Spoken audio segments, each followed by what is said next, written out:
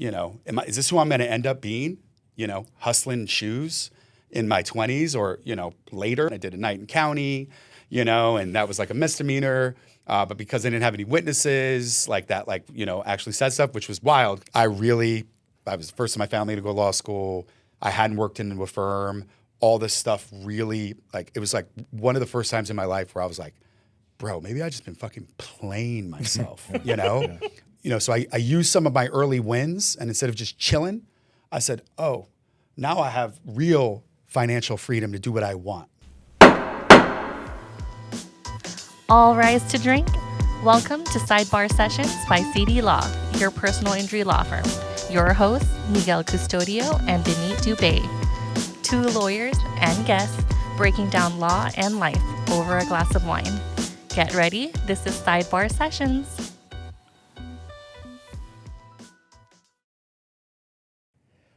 Welcome to another episode of Sidebar Sessions. My name is Miguel Custodio with my co-host, Benit Dubé. And today we have the honor of speaking with Ryon Nixon. Yes. Ryon, thank you for joining us. Appreciate it. Thank you, Miguel. Welcome. Thank you, Benit. All right. Well, let's get into it. But before we do that, we will be opening up a bottle of Duckhorn. Oh, let's go. Okay. And was this a gift or is this just a new bottle? That was Liz's that we didn't open. Remember, because Tamara didn't want to drink it. Oh, that's right. Yeah. Yeah. That's pretty cool. Yeah. I didn't know that. Yeah. I thought it was just like a little, sponsorship piece or something. Cool. Sidebar sessions. Yeah. Part of it is we have a glass of wine. We trying to chill, loosen up a little bit. Let's do it. Yeah, I know. Cool. And I'm not one to drink all the time. A lot of times I do the cranberry juice shit, but today I'm like, Yeah. let's do it. I'm Yeah, down. let's do it. So Vinny, Act 60 is the whatever exception there is or whatever, right? Yeah. For the tax. Yep, for the taxes. So Act 60, they've just changed it again. But the scheme that I'm under is I pay 4% income tax for services outside of the island, which, providing, I don't obviously practice inside Puerto Rico. Like I'm not a Puerto Rican bar lawyer. Right. So any of those fees that I collect, I get at 4%, and then cap gains is 0. Yeah, it's wild. Dude. Wow. Yeah. And it's actually, a big hub for crypto people because of how the tax code has been pretty messed up with respect to how you can farm stakeable assets and, get airdrops and things like that. Like that's all treated really poorly under the tax code right now. Like if you lock up some of your crypto and it's staked, you'll get 8% on Solana, let's say, right? And I was actually part of this lobbying group called POSA, Proof of Stake Alliance, which we actually went on the Hill and we got some money and we lobbied for proper legal and tax treatment for stakeable assets. Because the way the tax code treats it is I lock up my Solana, I get, let's say I lock up 10 and I get 1 in a week. But the 1 is still sitting there locked. It's not freely liquid. I have to press a button, unlock it. It takes 3 days before I can at least touch that 1, if not the whole 11. Yeah. But the tax code treats it as soon as you earn that 1, you're taxed on that. But if I don't want to sell and I just want to keep it staked, first week I get 1 and then next week I get 1.1 and the week after, it can compound, but I have to pay tax every time I get this sort And of is it cap distribution. gains or is it ordinary income? Ordinary income. So Even worse. Yeah. And then there's all these other little tricky DeFi things you can do where you can lock up some of your stables in this one pool that'll give you some yield and they'll give you a derivative asset, because you locked it up in the But it's only in Puerto Rico. Or so this is just crypto. This is just crypto. Yeah, but how to square all of that? A lot of crypto people will move to Puerto Rico because it's this doesn't make sense on the tax side. This doesn't make sense on the tax side, just practically. Yeah. But if you're in Puerto Rico, it's treated differently because of It's at Act worst 60. income Act tax, 60. 4%. Yeah, cool. That's crazy. and it's just Yeah. flat. Yeah, That's crazy. That's wild. Cool. Well, cheers. All right. Cheers, brothers. Cheers. Yeah, man. Great to meet you. Yeah. You too. Good to see you again. Yeah, likewise. Ooh, all right, good. Not Like bad. it. Smooth. So tell us about your upbringing. We were on a panel this past Saturday, and your story is a really good story. So let's just start with the beginning. Okay. Yeah. So grew up in New York. Grew up in New York City. Mixed background. I'm from Central America, Palestine, and Estonia. So my mom was Estonian. My dad was Latin and Middle Eastern. Grew up first with my mom. I went to like an inner city school. The average person graduating from high school was 5 years, 23% literacy rate. Like it was a bad school. Not a college, right? Not taking a fifth year because you're having a good time in your fraternity, like just high school. Yeah. With the metal detector and all that stuff. What borough? In Manhattan, okay. upper like West Side Manhattan. Yeah, it's called Brandeis High. Oh, I think I've heard of it. Yeah, they broke it up into like a couple other little like magnet schools. Okay. I don't know the Yeah. proper rhetoric around it, but yeah, they shut it down because it was just like Latin Kings, and it's just like watch my music teacher get like jumped. Like, Really? Yeah, like the music teacher, like should have jumped the calculus teacher who was like some super buff like Haitian guy, Well, there's a Yeah. reason why they're yeah, not yeah, jumping. yeah, right, yeah, yeah, exactly. They made the right call. Yeah, so I mean, Damn, got jumped. yeah, got jumped. Got jumped for like calling out people passing notes, and I'm just sitting there like, oh shit, this is Crazy. 8th grade or whatever, Yeah. right? 9th grade, or that was 11th. That was 11th grade. Sorry, but yeah, so I was there. My dad was living in the Bay. He took me out my last year of high school, finished it in Northern California. Because of just sort of who I was around and just what I was into and just sort of coming from not much, like my mom was, she was an admin at a school. And then at night she worked as a janitor in a middle school. Like she always had 2 jobs, not making much. She didn't have a ton of education. She was first gen in the U.S. Who took care of you at night? Myself, I was like what do they call that? Latchkey? Latchkey, yeah, I was a yeah, latchkey yeah. kid. So if I wasn't going with her, I would like come home, make myself some dinner. It would be like pre-made and, do my homework or whatever. And it also, I wasn't this angel, right? To be honest. Initially, I tried that and then, left to your own devices and being in kind of a rougher area. I used to go out and kind of get into a little bit of trouble. I'm a mixed kid, mixed background, but, like I was telling you, I'm obviously not the darkest person. And so, my identity would sometimes be called into question. So if you're in New York, punch a guy in the mouth, so I used to get into a lot of fights. That was part of the reason why I was taken out, because I started to get a little too deep into that and just too deep into just trouble all the time. I started skipping school. So my parents decided that I would go live with my dad in the Bay and he would like hopefully put me on the right path, right? So finished high school over there. How was that school environment compared to the one you came from? Was it a better school? Was it similar? Was it racially different? And where in the Bay Area? In Fairfield. Oh, okay. Yeah. Fairfield is very like mixed, maybe a little more mixed than Brandeis was, as far as just like a lot more, white folks, a lot more Asian influence there, which was cool. It was really cool. Honestly, I still remember when I went to Fairfield from New York, I was like just appalled. I was like, yo, you guys get to leave for lunch. Like you get to walk off campus and like you get some food and they you go to trust Taco you to Bell. come back? Yeah, then you come back. Yeah. Well, because you had to go through security in Brandeis, right? So you had to put your bag down, put that through the metal detector, and it's like, and then if you leave, you can't come back. Yeah. And they weren't like trying to police you either. If it was like you left, they're like, all right, whatever, But you couldn't do that. You couldn't get out of that building. So yeah.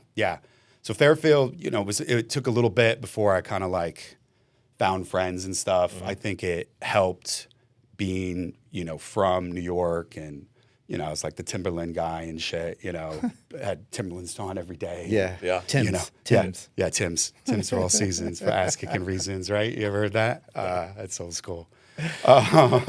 Fairfield, isn't Fairfield where they have the factory of those little Jelly Belly, Yeah, right? yeah. It's pretty cool. The museum or the store there, they have all kinds of flavors. Yeah. That's pretty nuts. Yeah, I've never been, but they have, so they have like I guess like the good Jelly Belly pack, and then they have like the mystery pack, and some of it is like Nasty. Yeah, it tastes like vomit Yeah, or something. right. You know, so that'd be the thing. It's like, oh, you can get like the dark chocolate one, or the vomit. You know, the popcorn one is like the highest, the most popular selling one of all the products they have. Really? It's Yeah. great. I don't know. Yeah, I never went. Man, Jelly Belly. There Yeah. you go. There you go. Jelly Belly. Nice. nice. So Fairfield. Yeah. So you went to high school there. So finished high school there. Fairfield was also cool. Like I think at least for me, for my journey, right? If we're, it's like, oh, it's kind of going down the wrong path. I kind of stayed on that a little bit for my last year of high school. But just to give a little context too, like when I first first went to school, you take these exams, and I would score like perfects or off the chart for my exams. So there was a world where if my mom, she didn't want me to do it, but I would have been able to skip like 3 grades, and I would have been at the age of a first grader in 4th grade. And she was like, no, I don't want you to be, like that weird kid that's 14 and going to college, like I want you to have like a normal life, So I think that's important context because I always grew up, feeling like I was, decently smart. My mom, despite her lack of like formal education, was like, photographic memory. She, like Christmas was like books, it'd be like, oh, I'd get like one video game and he'd be like, here's 10 books. And I would like read all the books, and she would always just be like cranking through like some 600-page book I've ever seen before. And it was always a new one every month, it's just like, so like that I think really contributed a lot to things as well, right? And just being maybe not academic, but like intellectual. Like we'd go watch foreign films in New York City, and then we'd like go get lunch, get a sandwich, and she'd be like, "Well, what'd you think about this?" And was it different? Do you think the movie was different because it was a German movie? Is that different from the way U.S. people make movies? And I was this little kid, and I was like, "Oh, I'd never really thought about that." Like she would present these questions. So anyway, going back to when I was in Fairfield, barely finished high school. It was also like one of those things. I just, my dad and my mom used to make fun of me because it was like I had to try harder to do bad, in like economics than like when I actually tried. It was like I got an A, but like just that's being smart just wasn't like cool, Yeah. So it is what it is. So after high school, I'm going to junior college. My dad's like, cool, go to junior college, but like, bro, you need to work, Like if you don't want to, he was like, you can pay rent, or you can get a job that would pay you more than like, because I was like, oh, I'll just get, Taco Bell or something or McDonald's. And he's like, cool, then you should pay rent. But if you do something that's a little better, and like you got to use your mind, like you can use that, and you also have to go to school, or you get out. So, I took this job at the mall. I was like hustling cell phones, like cell phone subscriptions, and I was going to junior college in Solana. Now, at that point, had you kind of stopped getting in trouble? Did you stop fighting? Had you like made a shift in your mind and your life somehow? And Yeah. So it was really. So I was at the mall, and I also talked with on this panel with Miguel at Law Fellows about it, and I was like, I'm just trying to get the chicks, and I'm fucking, hustler dude from New York, and what's up, mommy, and wearing like all your of Timbs. that. Yeah, wearing my Timbs after work and shit. Sometimes wearing it in the booth and getting in trouble, but like whatever, I'm that guy, right? And I told the story. There was this this dude that I like really looked up to, and I was I think 17. I still graduated like early, so I graduated like right when I turned 17 or 16 because you graduate in the summer. Anyway, I graduated early, so I was like 17 working in the mall. And there's this guy that was like 23, 24, and, cool, suave dude. His name was like Orlando or something. I forgot. But, Orlando. He would get all the girls, A little right? older, had some money in his pocket, right? Or like, so I thought. Yeah. Or so you thought. Yeah. So he worked at like Foot Action. Because when or you're Foot Locker. 16, right, you see the right, of course. Yeah, and like, the phones was like a commission gig, like a sales commission gig. So, it was all about like mouthpiece, which I also think was like helpful. But I like looked up to this guy, and it was like, he would get the girls that I couldn't get. And he also had like 3 kids, 23, 24, right? Assistant manager at Foot Action, probably not making that much money. His 3 kids, he had 2 babies' moms, and it was just like, I just sat. I remember it was just like a big moment for me. I was just sitting there thinking one day, like, wait, like this is the guy, like I think I'm a decently smart guy. I kind of like really messed up my high school education, but like, is this who I'm going to end up being? Hustling shoes in my 20s or, later with a bunch of kids that I can barely afford, because then it was like, yeah, is he even making money? I was like, I'm making more money than this guy, or I can, right? If I sell a lot of phones, I can make more money than this dude that I'm looking like. It just, it didn't square up for me. And that's important because I think a lot of times people will just haphazardly follow something, a goal or a role model without kind of questioning how that fits into their own long-term plan. For sure. Yeah. Yeah. And it's like, you don't take enough time to go like I did. Like, oh, actually, he's super cool. Like, like if he's here, he'd be the homie. Like we'd kick it, like he was great. But like underneath, he's probably not that happy. Yeah. He's probably not doing that great. Yeah. Yeah. Like, sure.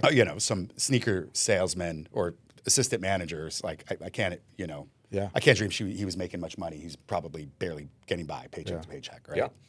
So, and, not having like a proper family unit, like all these things kind of came up, which also like my parents being split, never married, just having me also played a part, right? In that thinking where it was like, oh, my dad's not married, my mom's not married, I'm the only child. Like having that unit is something that has and is always like important to me. Yeah.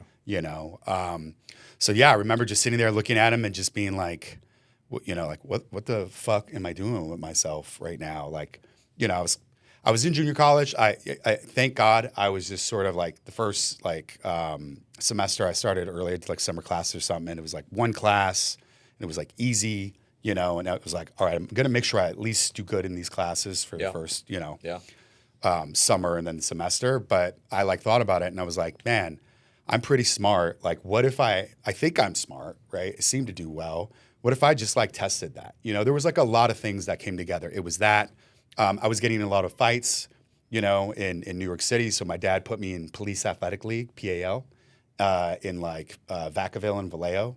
And I started boxing. Valley Joe. Valley Joe, There we go. E40. E40. Yeah. Vinny's like, there you go. But yeah, I started to do combat sports. I started to do boxing. E40.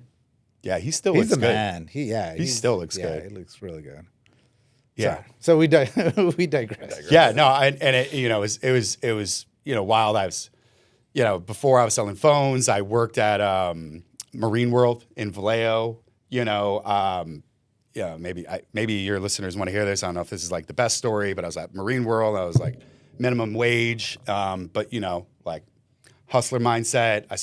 I was in like admissions or like ticketing, where you get the season pass or the tickets, and I got caught at Marine World. Like I would take the season passes and I would go and slang them in the fucking parking lot. I'd be like, yo, $60 for a season pass. Yeah. I get Can't beat it. That's a It's deal. good. I get 3 for 40 right Can't now. beat it. 3 Yeah, for 40, right. bro. Yeah. Let's go. So I mean, I was still doing kind of dumb things, and like I had this whole thing. Like again, this never happened, so I'm happy to talk about it. But like one of the girls there, like that really liked me. Like, and she was one of the cashiers, and we had this whole plan on how like. She was going to get robbed, and it's just like, man, crazy, man, crazy. I'll say one other thing about that, then we'll move on because I don't want this to be all about That's like awesome. the bad shit I did. Again, I think maybe this will show that I was at least strategic. I was in ticketing, so they have like the Feed the Giraffe tickets. So I give you, you buy tickets It's for a me. special. Yeah, Yeah. special ticket, Yeah. and it's like one of these little raffle tickets, and they're like orange. And then there's another little raffle ticket, but it's blue to ride the elephants. So you could feed the giraffes for $1, or you could ride the elephants for $5. And so I had it, and I had the giraffe tickets, and I just put $100 in the cashier, and I took 100 giraffe tickets, put in my pocket, and then when we went to feed the elephants. Sell them for more. Yeah, so I went there, and every time they would buy a ticket, I'd give I'd give them the orange ticket, and then they'd give it back to me, so nobody could. That's It was hilarious. a closed loop, and I was like, cool, I made $400, right? It was just like. Yeah. Then they caught me. you know, and you They know, didn't call the cops on you? well, there was like this other guy that was doing it, and the whole thing with the girl, like that didn't pan out. Thank God. You Yeah, know, probably seriously. Because that would have been more serious. Yeah, That- that would have been that's very like serious. faking a Yeah. robbery. Yeah, and, yeah, like, yeah, 'cause exactly. it's a robbery. Yeah. It's not a Yeah. fake robbery. Right, Yeah. 100 fucking percent, man. Yeah. You know, so I was doing it with a couple other people, and I remember like the you know, the manager or whoever, the supervisor catches me. Somebody told him that I had a lot of stuff. Yeah, wow, had a lot of stuff going on. That's cool. You guys pull this stuff up. Giraffe feeding. Was that it right yeah, there? yeah. That's hilarious. Yeah, and yeah, it's gone up in price. Should do it now. Should do it now. I know, right? Ride the elephants for $50. Now it you might know? be worth it. Yeah. And he has this little, you know, he has this like legal pad and like this Mead notebook on top, and he's like, you know, Ryon, I have everything right here. You know, and again, you know, I thought I was smart, but I definitely wasn't that smart because it didn't look like your case files over there. It just looked like, you know, an empty pad with like a Mead notebook, nothing. And he's like, I have everything right here. So you want to tell me what's going on? You know, and I was like, if I'm fully honest, I'm probably going to get arrested. You know, so I was like, I took a couple season passes, took a couple tickets, you know. How'd you take the tickets? Well, when I'd go to rip the tickets, I wouldn't rip it and I'd put it in my pocket. How'd you get the season passes? You know, I would scan one, but put another one underneath, put in my pocket. So how many did you take? Right. And I had a stack of both still in my car. Yeah. Oh. Yeah. And I felt really bad because my girlfriend at the time got me this job, and she also ended up getting fired afterwards too, just by association. She was doing nothing. Yeah. She was just like, you know, this is a cool job, and you know, we go to Marine World for free. Collateral damage. Yeah. And I was like, oh, I took like, you 10. Know, 10 tickets and, you know, 11 season passes. And he was like, fuck, that's a lot. When I had like 200. Yeah, but okay, yeah. And he was like, you better give them back. And I remember, and he was like, we still don't know what we're going to do, right, about you. And I was like, I gave him back like 15 season passes and like 20 tickets. I was like, oh, I was wrong. I had more. So I wanted to give him back. And he was like, cool, you're fired, but we're not going to take any like legal action. So, you know, because I looked like I was. You're being super honest, right? Yeah, kind of. Super remorseful. Yeah, kind of. yeah, I know very he remorseful. still had 175 left in his car, right? Which is also hard. Vallejo to Fairfield's not that long, That's but you know, it was funny. like my girlfriend's car, and you know, I was borrowing it, and she was like, "Yo, I'm still working there. I don't want you hustling tickets while I'm still at the job." And she got fired. It was just a mess. So anyway, so I get to selling phones. You know, I'm in there, and it's, you know, I got into this big fight in the mall with some dudes with these like Sudanos that I was like hitting on his girlfriend. And then I called my friends and we like jumped in the mall. I got arrested for that. And I did a night in county, you know, and that was like a misdemeanor. But because they didn't have any witnesses like that, like, you know, actually said stuff, which was wild because it was in the fucking mall. They, you know, they reduced it down to an infraction. So I just pled out to that, you know, and just did the night in the lockup. Yeah, I was just doing dumb shit, you know? So I was like, is this the way I was going to go? I started boxing. I found out real quick that while I thought I could fight, like I was just getting my ass beat like every day, you know, and this Vacaville gym I was at was like pretty good. They had some good fighters out of there, and I was just getting sucked up. You know, they started me sparring early because I think probably had a chip on my shoulder. Yeah. And I think that discipline really like helped me. And it also helped me with some of this introspection, and it made me feel good to be healthy. And the better I got at things, the more actually like, you know, not like worried, maybe worried isn't the word, but I didn't want to get into a fight because I also knew there could be more greater consequences now that I'm like training on how to actually and now that you're put like hands. starting to have stuff to lose in your head, right? Yeah, You're like, man, my life's going better. I'm doing this. I feel good. Yeah. Right. Feel good. I was like starting to make a little money, even though I was like, I don't want to be a fucking salesman my entire life, but like I have a mouthpiece, like, you know, life is getting better. Yeah. And so anyway, so like I look at this guy and at Foot Action and I go, hey, like I'm just going to try and see, you know, how good I can actually be. You know, like that was cool, the whole skipping grades thing, but that was also whatever, 15 years ago or 10 years ago. Like, you know, let's see what can happen if I really, really try. I remember, you know, when I went to Fairfield, we did this trip at UC Davis. And I remember being like, I can't go here. Like, this is so out of my fucking league. Like, this is so not going to happen. You know, like maybe Sac State.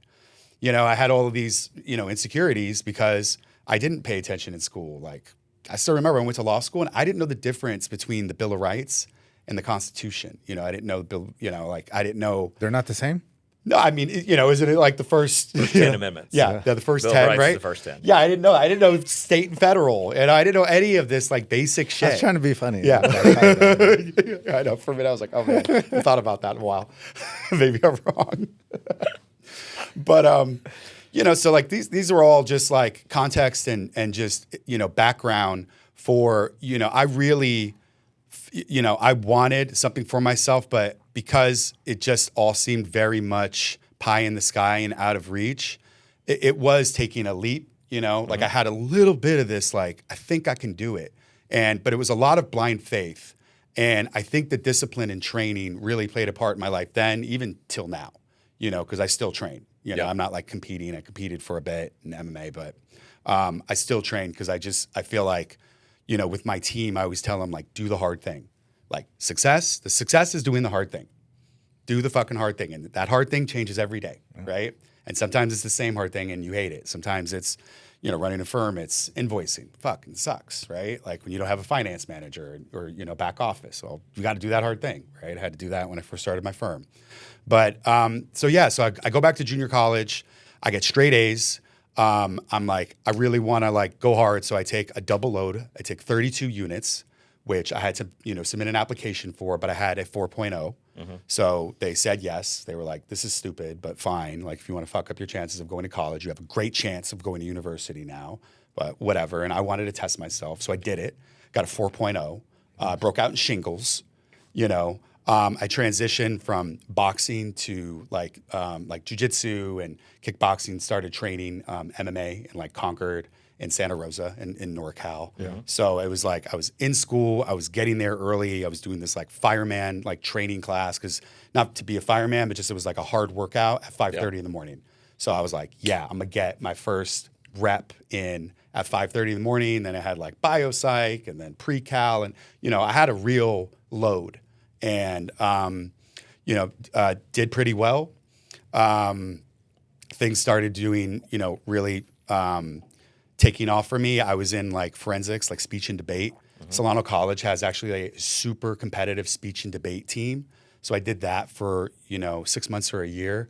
That was also cool. And honestly, there's flavors in speech and debate and going and, here's what you have to argue on, here's the side you're on, and you have a half a day or a day to prepare for it.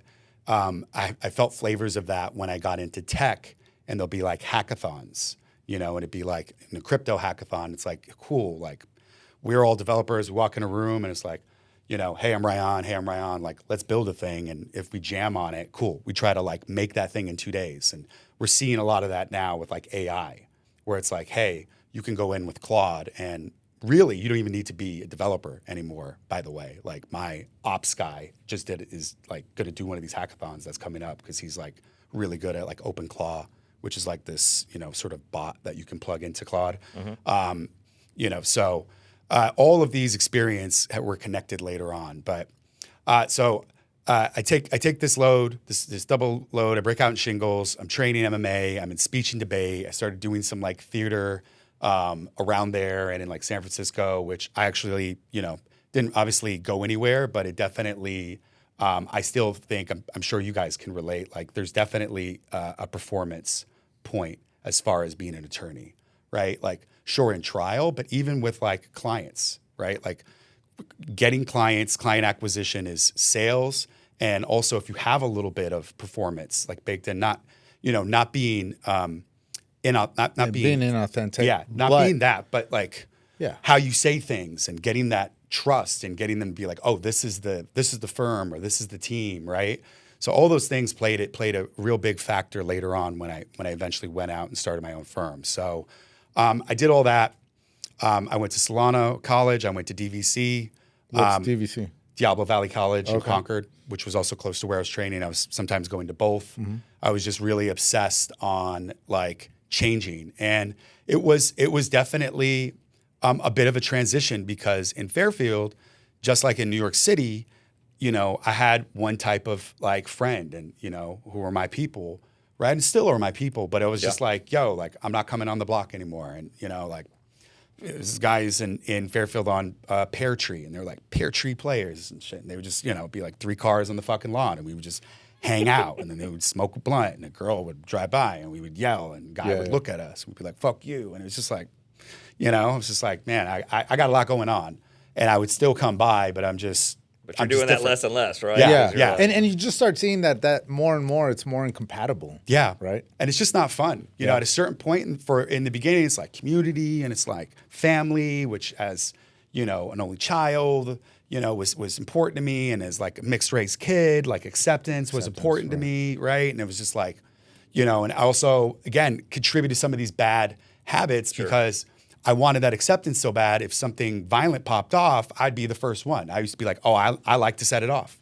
I'm down to set it off. And I did a lot of times. And sometimes it was like stupid ass, dumb shit that could have got me in so much trouble. Yeah. So much trouble, So, so I'm in junior college. I eventually, I come down to LA. I was trying to do a little bit of acting stuff. I touched it for a minute. And, as you guys know in the entertainment, it's really is about who you know. And I didn't know anybody. I tried it again. I think it was good experience rep, good discipline, hustle, learning to fail a lot all the time, learning to fail without merit, which actually was what kind of got me out of it, because it's like, if you're a good attorney, it shows. If you're a good fighter, it shows, right? But acting, you could be kind of whatever, but you're dad Scorsese and you'll be all right. You got the right agent, you got the right manager, the right connections. Yeah. And, I remember when I was in theater, they'd be like, acting in theater, right, is like acting on a tightrope. Acting in film is like acting with a tightrope, but that tightrope is on the floor. So there's really nothing, if you forgot a line, you're like, what's my line? And they go cut and bring it back. And you can eventually get it. They can extract talent or at least something that is manageable from that. So again, while that was a good experience, that obviously wasn't my path. I went to UCLA undergrad and, was focused on pre-law and it was like humanities major. And so at that point, when you got into UCLA, were you feeling a little more confident about being able to handle it? Did you still were you like, man, I'm still kind of in over my head, like when you saw UC Davis, or at this point, because you'd accomplished so much stuff, were you feeling better about it? Yeah, I was feeling better, and I was like really, proud of myself that I got into UCLA and Davis was easy.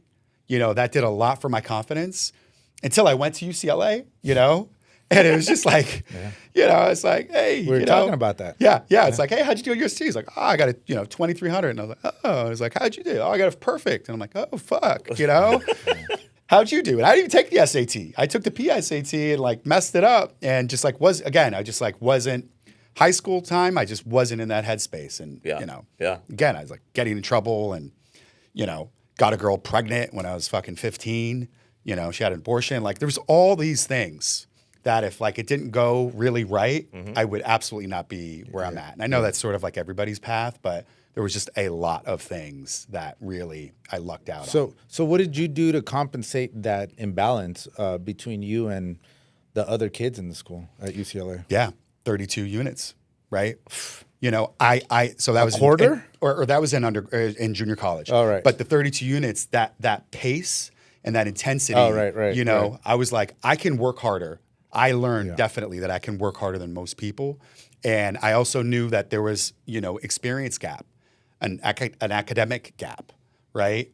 So I worked really hard and I was that guy. So I went to UCLA. I was also like, I need to change, my friend group. So I sought out and I went to a fraternity, for that reason, because I was like, all my friends, they're great. Again, these are my people and try to see them wherever I can, but they're a warehouse manager or they're locked up. It's just they're again, great people, but just not people that will help me anywhere, that I can't really help anywhere. Just, the paths are starting to diverge, right? Yeah. So I as a junior transfer, I was a junior spring admit to one of these fraternities, which is also hard because it's you have the rest of your junior year and then you have your senior year. And I ended up taking a fifth year, right? But I didn't know that at the time. But they're not really going to give a bid to somebody that's only going to be with the house for 2 years. Yeah, for a year and a half. Right. Yeah, spring quarter. Yeah. So, but I was lucky. I got into a very cool. Which one? I went to SAE at UCLA, which SAE at UCLA is super diverse. It's the smart, athletic kids. It's, true gentlemen, like be good to girls, don't be fucking weird, like all that stuff, which I loved, but also I didn't really know. I don't know anything about fraternities and all that. When afterwards, when I got out, I saw this like terrible shit about SAE and like other colleges. And all that. Yeah. There was a little bit of hazing, and I also thought it was cool. I was like pledge educator for my fraternity. I think because of my background and like MMA, jiu-jitsu and stuff. I trained jiu-jitsu, on campus all the time, and that was also, I think, one of the best like experience I ever had. Was like, all right, I have all these, freshmen, 1 or 2 juniors, but like younger kids, and they're looking up to me, and they can't even use my first name. They had to call me Mr. Nixon and stuff, right? And I had to wear 2 hats where I had to be very, very hard with them, but then you at the same time with actives, you had to advocate. You had to be like, hey, I know, Jose like messed this thing up and he like threw up everywhere in the house, but like this kid shows up on Sunday and cleans up, and this kid like, he reads his, like pledge, handbook, and he has that stuff memorized, and he helps out the other pledges, and like this is the guy we want, because that's what it's really about, And it's interesting you say like hazing, because when I pledged, they had the hazing hotline called on us, right? And so, but then I was pledge educator, and I remember thinking like, we were a small pledge class. We were 7 versus when I was pledge educator, we had 18. So it's hard because the 7 got to carry the load of the 18. Right. And I was like, why did these people call the hazing hotline? And I was like, because they would do dumb shit. Like they like antiqued us. You know what that is? That's where like, we were like, we'd work out and we'd be sweating, and then they would like pour water on us and be like, don't be a bitch, and then they just hit us with fucking flour, right? And just like stupid shit. Dick shit, right? Yeah. And I remember thinking when I was a pledge, I was like, I can't wait till I'm active, because I'm, because you have to be very respectful. I was like, I'm gonna fuck some of these guys up, and when we like party, I would pretend drunk and I would choke them out real quick. I'm like, oh, I'm so sorry, Miguel. Like I'm drunk, man, in respect. And he's like, oh, you got me. You know? The funny thing is that I was in a fraternity too at UCLA, and everybody. Which one? Theta Delta Chi. Okay. And everybody says when you're a pledge, you're like, oh, when I become a bro, I'm not going to be like that. I'm not going to be a dick. And then usually, at least that happened in like at my house, that the one that was like, oh, I'm never going to be like that was the hardest. One on the pledges, and it's just like, bro, like relax, dude. 100%. It's hilarious. Yeah, it's funny. So when I got in and I was pledge ed, I was like, all right, like this is a big responsibility. I really, I don't know, it just really spoke to me. I thought it was just really cool that I can have this outsized influence on these people that would later be, hopefully, important in the house. Right. Yeah. And so I changed things, and when I was a pledge, it was like, hey, we fuck you up. Sometimes you'll do good and we won't fuck you up. And it was like, okay, great. That was a lie, right? There was no rhyme or reason. And I think that's why the house got, it wasn't like bad. Like there was no like drink until you drop. And that was actually like a big thing for me, because I'm not like the best drinker. And I was like, hey, do you guys drink haze? They didn't, which was cool, right? Yeah. When I was pledge ed, I was like, hey guys, here's the rules. You mess up, we fuck you up. You do good, we still fuck you up, but much less. Like I was very clear of the expectations, and when they did a good job, sometimes I wouldn't do it. Sometimes I'd be like, all right, instead of like line up and do push-ups, I'd be like, all right, we're going in and out. Just these little things to show them that like working hard, doing these things, they would do good. I came up with these like safe zones where they would have to study with an active, because they had this thing called favors. So if I was a pledge, you can say like, hey, Ryon, I hated this. It would be like, hey, come pick me up. I'm in Hollywood at a club, pick me up. And I'm like, I don't have a car. And they're like, figure it out, pledge, and hang up on me. And I was like, man, like, fuck that, So that sucks. Yeah, it sucks. Yeah, that happened to me. They did that, right?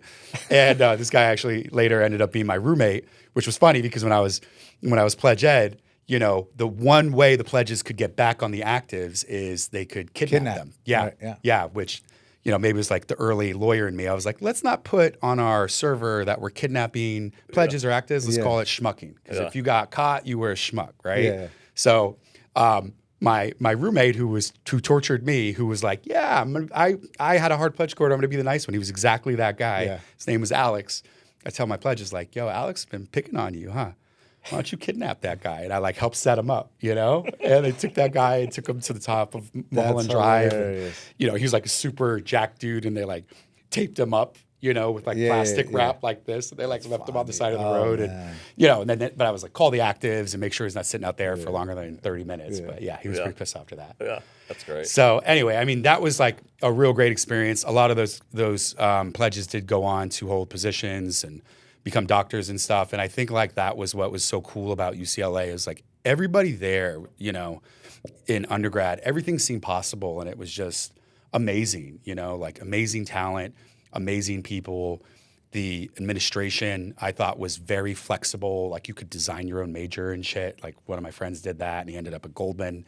You know, it was just like such a change in perspective for me to be around these people and to just, you know, they always say like you're the sum of your five friends, right? And it was just like a great experience, and I'm so glad that like that's where, you know, that's what happened. So while I was there, I had a friend, or like my friend's older brother was a law fellow, and he went to UCLA Law too. His name was Brandon Guzman, and he was like, hey, you know, I know Brandon. I was gonna say, why is that name familiar? Yeah, he's like a agent or something. Or a manager or something. For the Beetle, right? The Blue Beetle? Yeah, Blue Beetle. There we go. Blue Beetle. Right, yeah. That guy. Yeah. I was like, yeah, we know that guy. Yeah.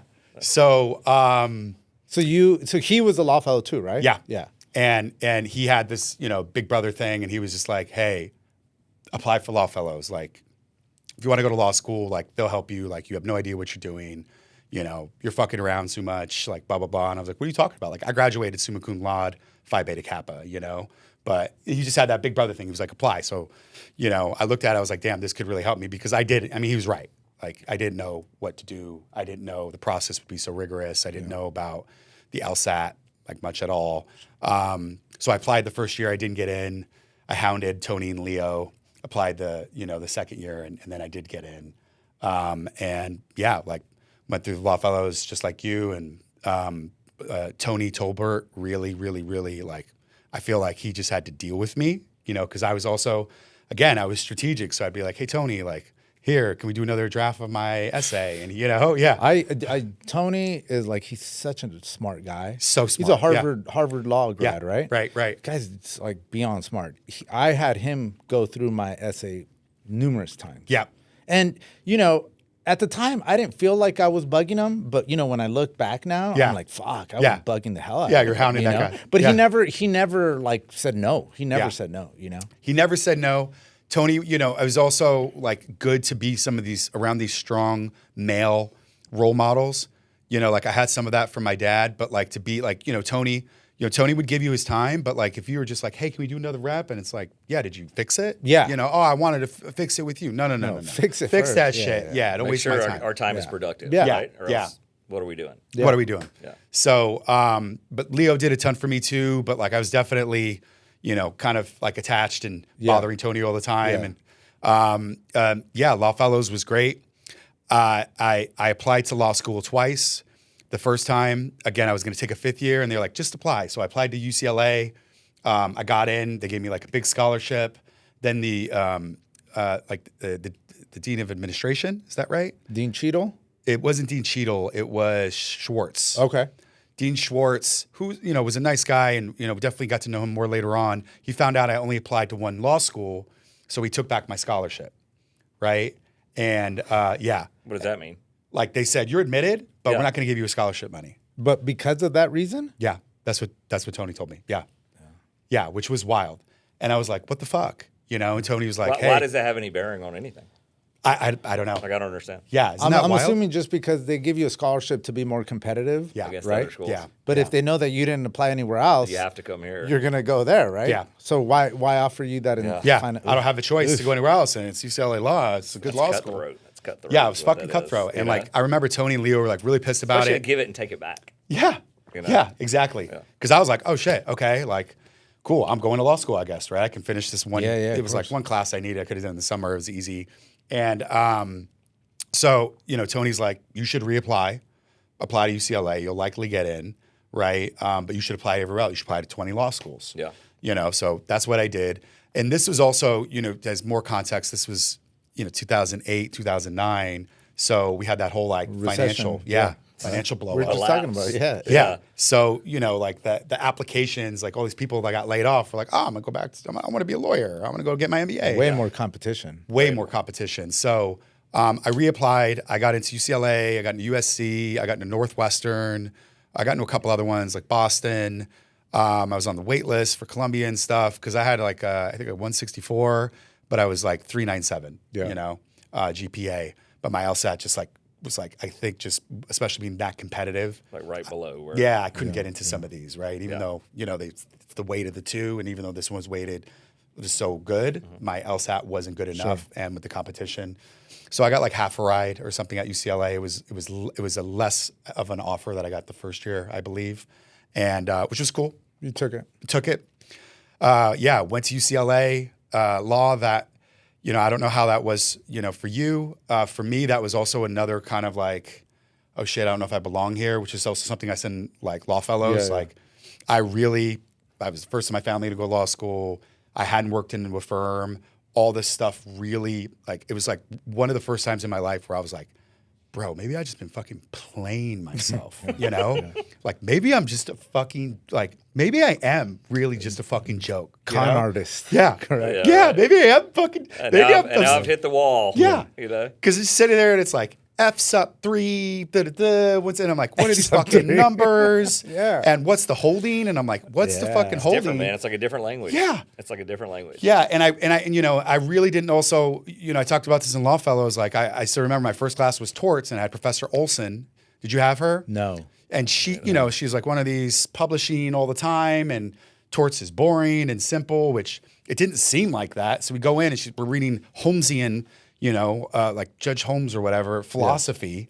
And I'm like, what the fuck is going on? Like, aren't we supposed to learn about laws and how they apply in a fact situation? And it's like, not at the top schools, and that's what's crazy. The second restatement of torts. Yeah, it's bullshit. Yeah, and I was like, what the fuck does that mean? What is a second restatement? Like, can't you just say, what was the difference between the first restatement and the second statement, Yeah. Was there a first statement? There you go, Professor Olson. And, Olson. you realize, and obviously this is while you're there already, or even after, that the top schools, right, UCLA law included, you don't go there to learn the law. They assume you're smart enough that when you have to take the bar, you'll learn it in those 3 fucking months. Yeah. And that's it, right? Yeah. The rest of the time, it's so you can learn what Professor Olson's book is about. Court and expansion. All that stuff. High level, Yes, theoretical, Yeah. And my thing is now, if you're not going to go into academics, what are we, like maybe just have UCLA law for 1 or 2 years and then, and then get out. Yeah. Get to work,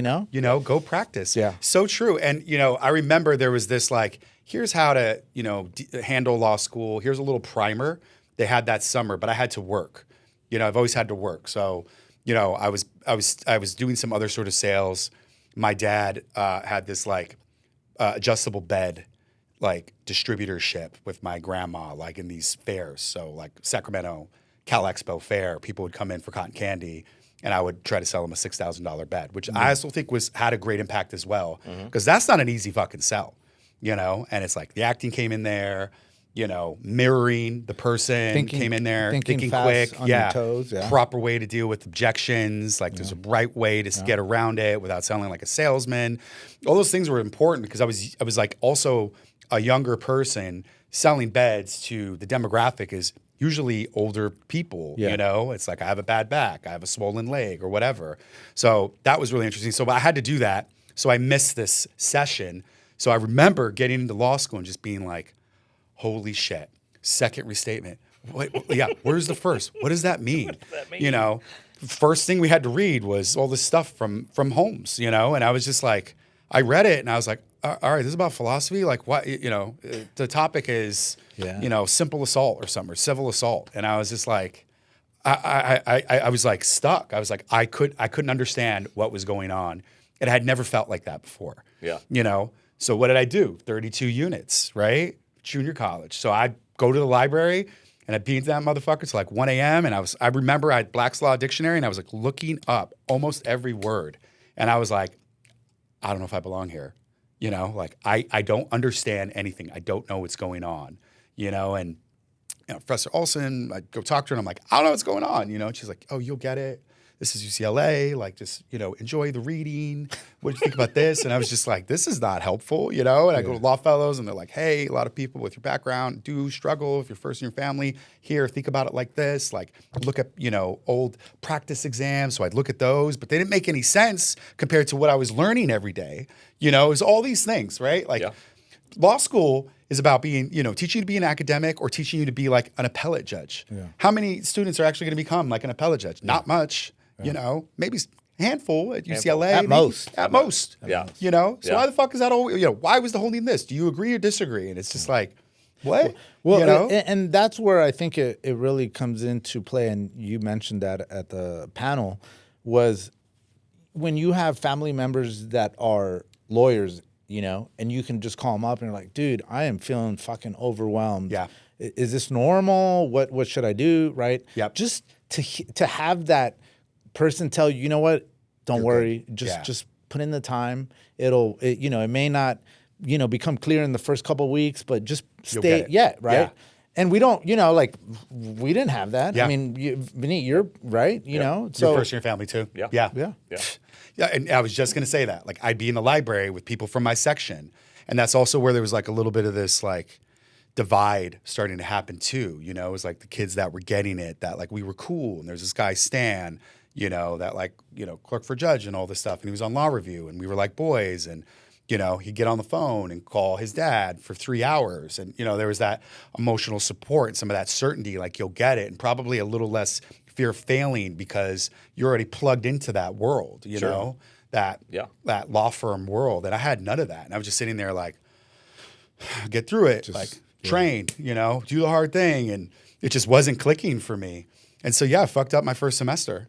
And I was in section 9, which is what they put law students in that like really messed up. Got a C- in torts. He was mentioning got a fucking that. C- I didn't even know. I didn't even know there was a section 9. Did you?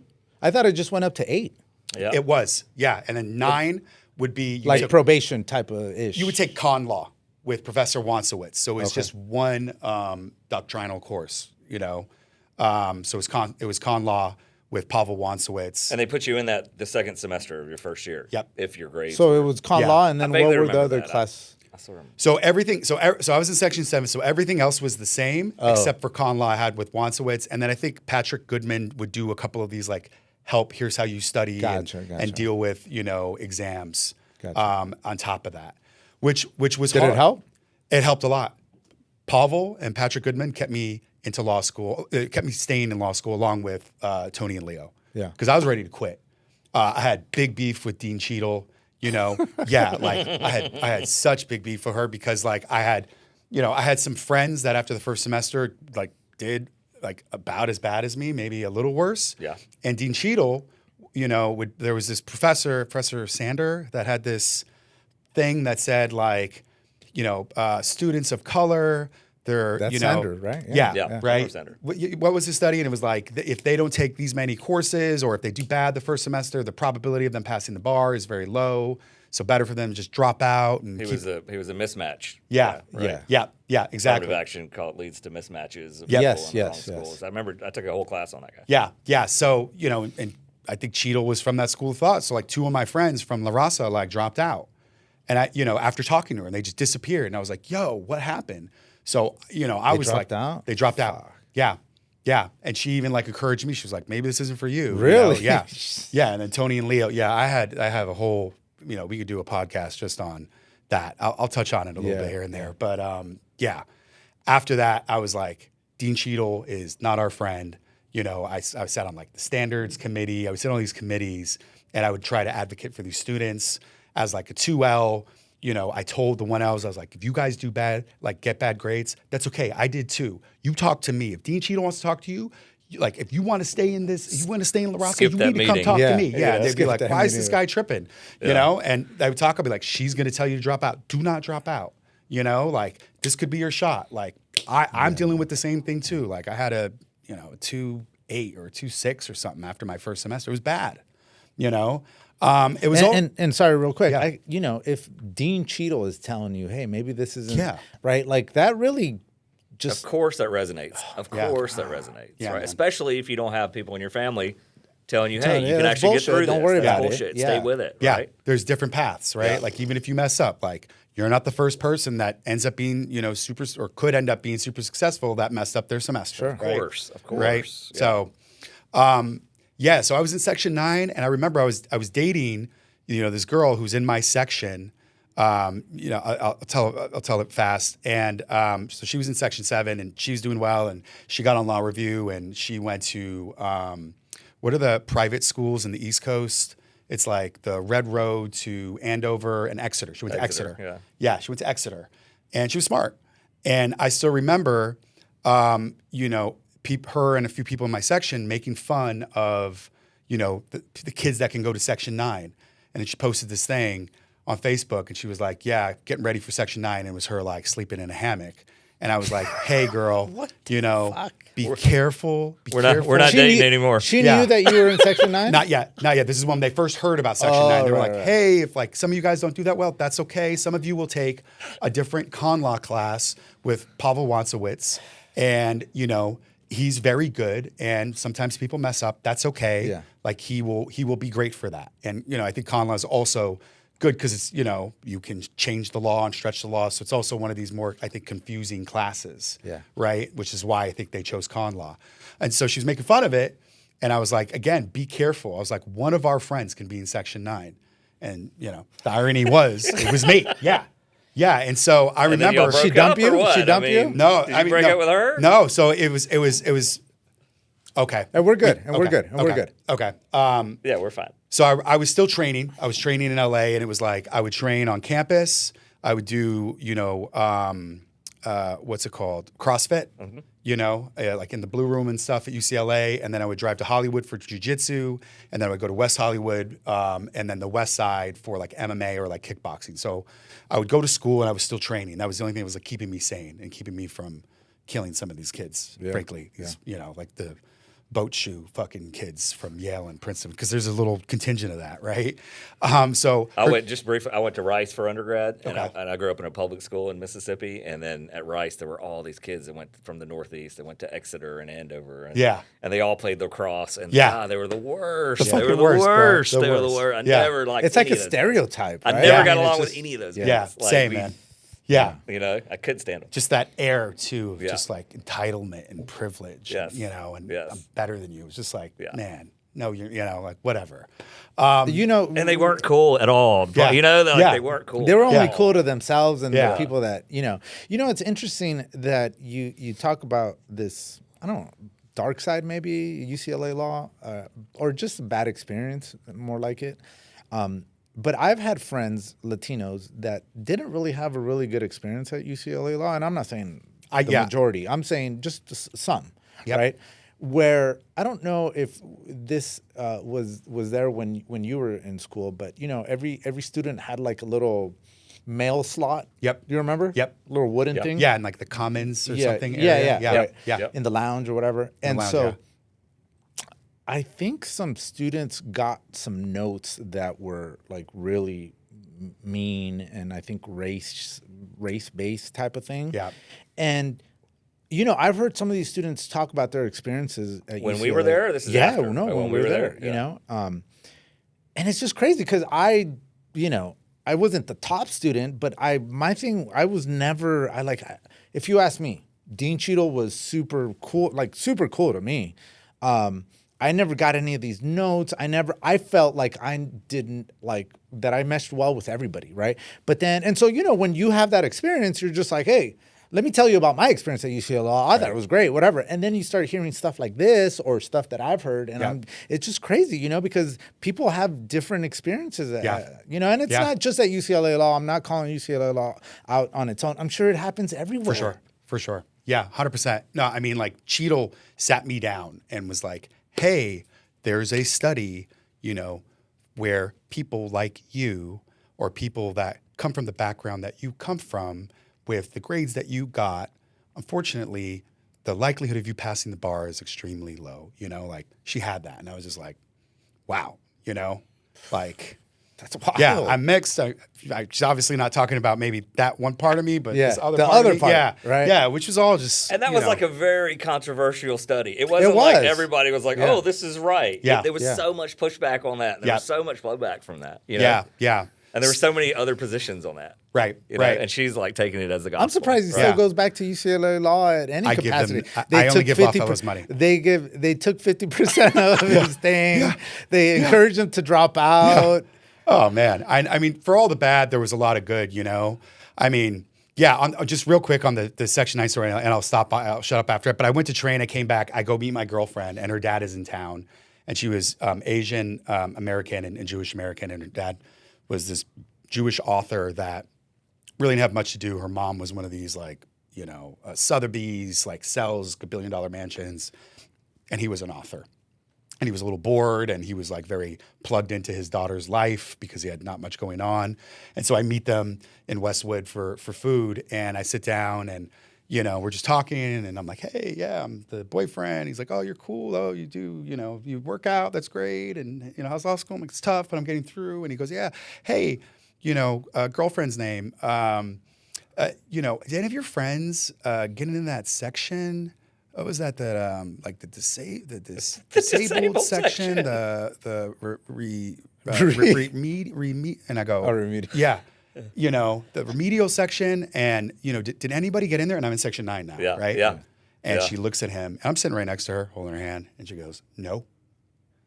And I about lost my shit, but I wasn't gonna freak out, Yeah. So we're like talking, and again, I paid attention that he was nosy in her business, knew how things worked, knew how the sections work. So I started talking about Pavel, and I'm like, oh yeah, I got this great con law professor, like Pavel, like blah, blah, blah, yada, yada. And he's like, oh, interesting. Wait, what's his name? And I was like, oh, Pavel. And he was like, girlfriend, what is your, what's your con law professor's name? She was like, Professor Harris, right? I think that was her name, but female con law professor. And he was like, wait a minute, but you're both in section 7. And I was like, yeah. Like, what did you call it? I'm in that retarded section, section 9. Yeah, with the retards. He went full remedial. Yeah. And I just wanted to, it was my only way to clap back a little bit. We didn't last much. And then much you guys after broke that. up. Yeah, there you go. Yeah, right. And then the end happened. Yeah. So what a nosy bastard. Huh? Yeah. I mean, law school was just such a wild ride for me, and it was definitely filled with just a lot of challenge. Law fellows were there for me. Patrick Goodman, Jerry Lopez was huge. I don't know if you guys took him at UCLA Law, rebellious lawyering, to have as a role model someone like Jerry Lopez, who's this guy from East LA, but it's this an academic of academics. It was scary. I'm actually getting goosebumps, literally, because we'd be in class and he'd give you this stuff to read, and it'd be 150-page essay with 1,000, foot and end notes. Mm-hmm. Yeah, Gerald Lopez. That's the man right there. And he wrote this thing in 84 or 93 or something. And this guy would be like, okay, let's talk about what I discussed on page 73. And I'd be and he's not looking at it. He's standing, walking around, looking at us.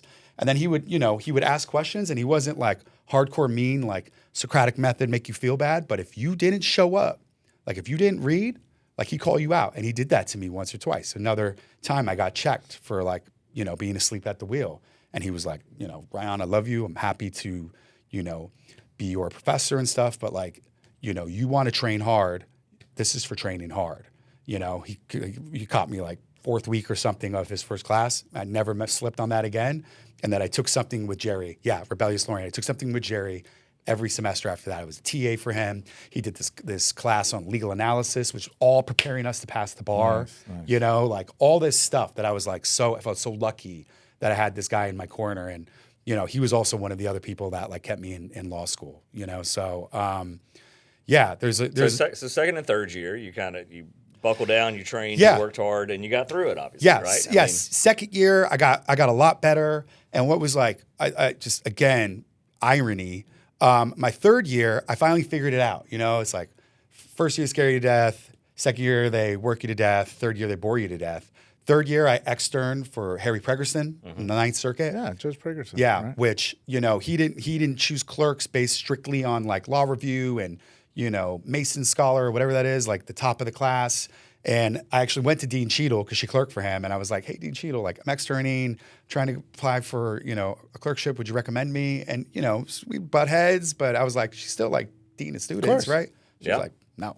She said no? Yeah. I was like, all right. Oh, she didn't really like you then No, at she all didn't like me. that. Yeah, she didn't like me. Damn. Yeah, she even came. I remember there was like the regular graduation and then like the La Raza graduation. And my family, came to the regular and then they left and they didn't want to stay or something. And I was like kind of offended by that. And she sat at the same table with me at the La Raza graduation. She was like, where's your family? Damn, didn't come, huh? And I was like, Dean Cheadle, what the fuck you doing here? I was like, these ain't your people. I was like, why don't you get the fuck out of here, right? At that point, what do they do? Kick you out? You're done. Yeah, You're like, I'm done. Yeah. I'm good. I was like, you must be sad at home, girl, Old ass lady. Shit. Sorry.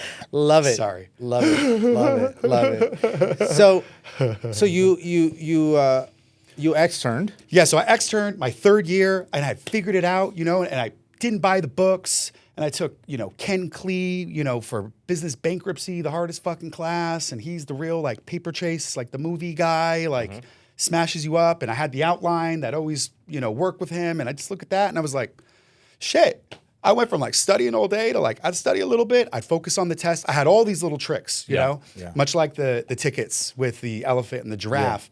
I used to remember there was examples and explanations. Yeah. I had this tax professor, Professor Bank. Yeah. Professor Bank was like, if you want to see tests that look like mine, you can maybe look at this professor, but they're different. Like he really give you anything. And I'd be like, can we, give you another essay and you'll give us feedback? Because that's what I would do, is I would take an essay and I would get edits from you and then I would put that into my outline. I would study, this is the way you look at it. And he was like, no, I'm not going to do that. And I was like, okay, would you give topics from the week though? If I make a little hypo, would you do that? And he goes, yeah. So I used to copy from examples and explanations. I used to copy the example and I used to copy the explanation slightly wrong, right? So I'd give him three fact patterns with the tax analysis, and there'd always be a little thing wrong, but a lot right.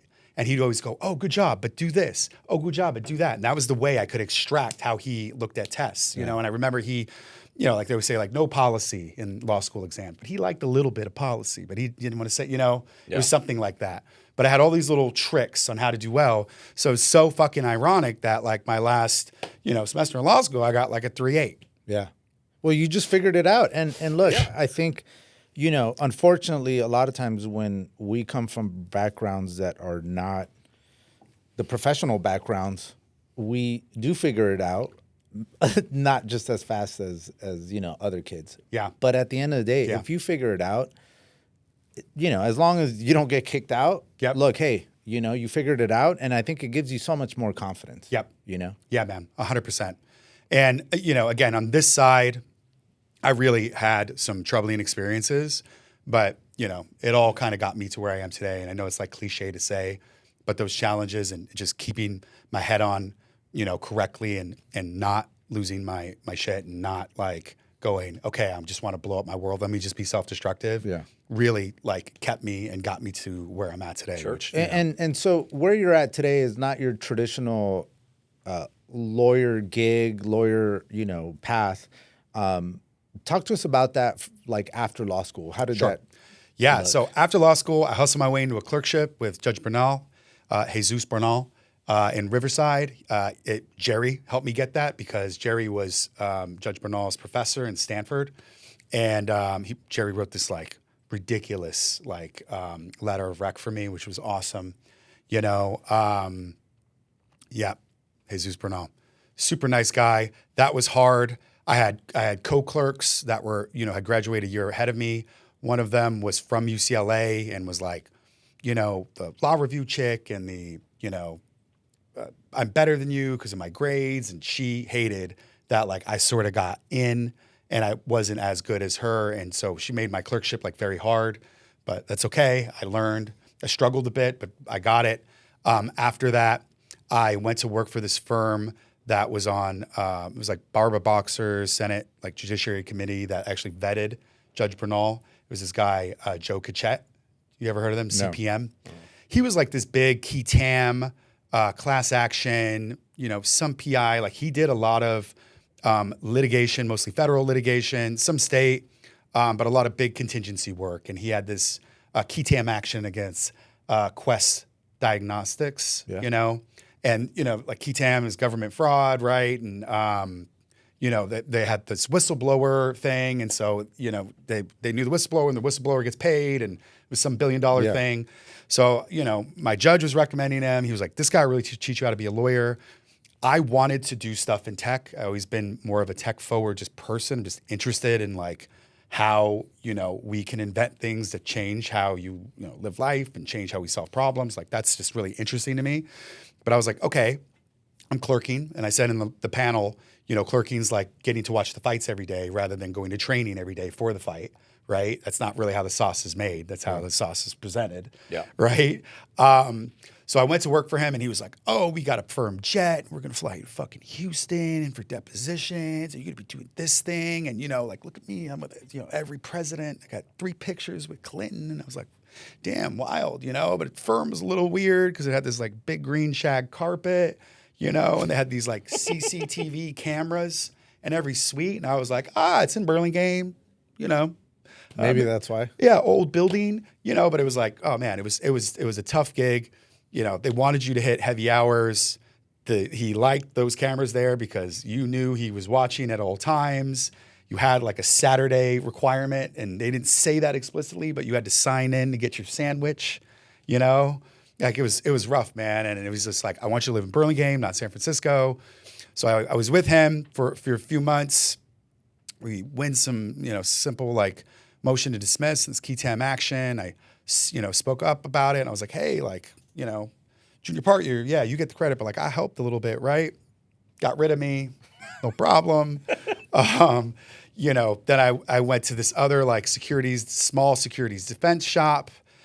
They had a big client they lost, so they had to trim their lawyers, no problem, And so real quick, going back to UCLA undergrad, when I was in SAE, I became very close with a lot of these, these other actives with me, these other fraternity brothers, and one of them was from a family of big VCs. Mm-hmm. His name was Adam Draper, and Adam had introduced me to his lawyer when I was in law school, and while I was going through this, I was like, "This is what I want to do."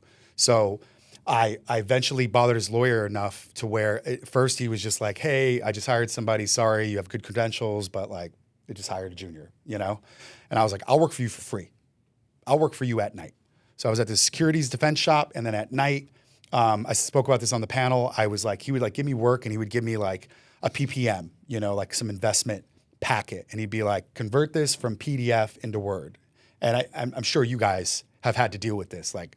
Back in the day, you would do that, and it would squish the writing, the margins, the words. You'd have to pretty much almost redo it. Yeah. And he was like, you don't have to work for me for free. I'll pay $50 an hour, and do this. And man, guys, I was like, I'm one step closer to like working, as like this, tech VC lawyer. And I'm in Burlingame, but San Francisco's right there, which was always like the goal, right? Yeah. And when I was at UCLA, I'd go to like the Fenway Coast, and they'd be like, "How's your grades?" And they're like, "Oh, you messed up your first semester, public interest. That's good for you, And I was like, man, fuck that, right? These guys can't tell me how to be. So I did that for a bit. Eventually, lost this securities defense job. Started doing a bit more with this firm.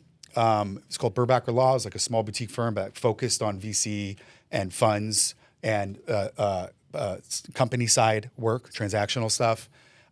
Then my girlfriend at the time finds me this other job at this in-house place that was like a travel tech startup, like Expedia, like Expedia competitor, and they had H&A Group like give all of these like 300 mil, or not 300, but 30 mil, 24 mil, something like that, a big investment, and they had this tech stack that was going to really just change the game. So I went there, that was like, that's a whole other wild story, which I could tell you about that because I honestly, on another podcast, talked about some of the things that went down there. And I was like, money mismanagement, fraud, maybe criminal stuff, yada, yada. The thing blew up. The company was dissolved. I was like literally the last lawyer there, like working with bankruptcy counsel, fired everybody. We had to terminate everybody. And as you guys know, attorney-client privilege ceases to exist if you're a company's attorney and the company is dissolved, right? So there was lots of litigation from this big investor against some of the executives, right? And I'm at this point in crypto, and this is when I had just moved to Miami, and they're like, "Hey, we want to depose you," and I'm like, "No, fuck that! Like that was another time. I'm done. Attorney-client privilege." And there's like, privilege doesn't exist. The company's gone. So interesting. We fought that in South Florida court. Yeah, then they, induced me to be deposed, which was also interesting because in it, I had a lot of beef with like the chief legal officer because he's this terrible autistic guy and just like I don't know, like me and him just not get along. And I wrote this memo about like the things that he hadn't been acting properly, which I hadn't turned over, and eventually turned that in the deposition. They were like turned into a thing. Yeah, and he was like, "Oh, what about this?" And I was like, "I can give it to you guys if you want." My lawyer was like, "Okay, this went from like being like a adversarial deposition to he was like, "Can we have a minute with my client?" He was like, "Yeah, you can give it to him if you want to give it to him." I was like, "Okay, cool." Gave it to him because I wanted to get them. They were very bad to me. Yeah. I had no love for them. I just didn't want to be involved. Yeah. But now that I'm involved, fine. You guys, I have smoking gun stuff. I'll help you Get guys. it. Yeah. I give it to him. The guy goes from being tough to like, "Hey, thank you. Like, you need a coffee break or something?" Like, "Okay, let's get into it." Back into the deposition. Anyway, sorry, that's a side tangent. But so I was there. I was at this travel tech startup. It blew up. I couldn't go back to my old like VC transactional job because I was gone too long. He found somebody else to replace me. And while I was at this travel tech startup, I had started doing some of my own advice for people that were there and they were going to leave because this was a toxic place and they're going to do the startup. So I talked to them a little bit and do this, and I was making a little bit of fees, and I was just like, this isn't that bad. And frankly, while I was being paid under 150K, which is still like not much, for San Francisco, I started to see the money coming in, and it's like, oh, I did this. I made $3,000 here. I made $1,000 there. Like this could work. I think I'm going to try this. So I decided to start my own firm as this thing is blowing up. I started applying to other firms again, and it's just the same jerking me off, and just I hated it. And so I went to start my own firm. I went back to my old boss. I was like, "What do you think?" I'm a third year. I'm like 3.5 years out of law school.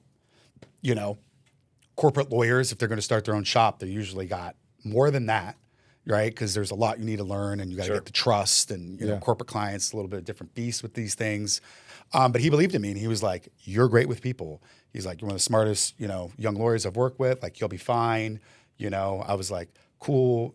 Do you think that there could be some pipeline with going back to this VC that he represented, my friend from college's VC, working with some of the portcos there?" He's like, "Yeah, I think that'd be a great idea. I'd vouch for you. Like, just get sign off from Adam."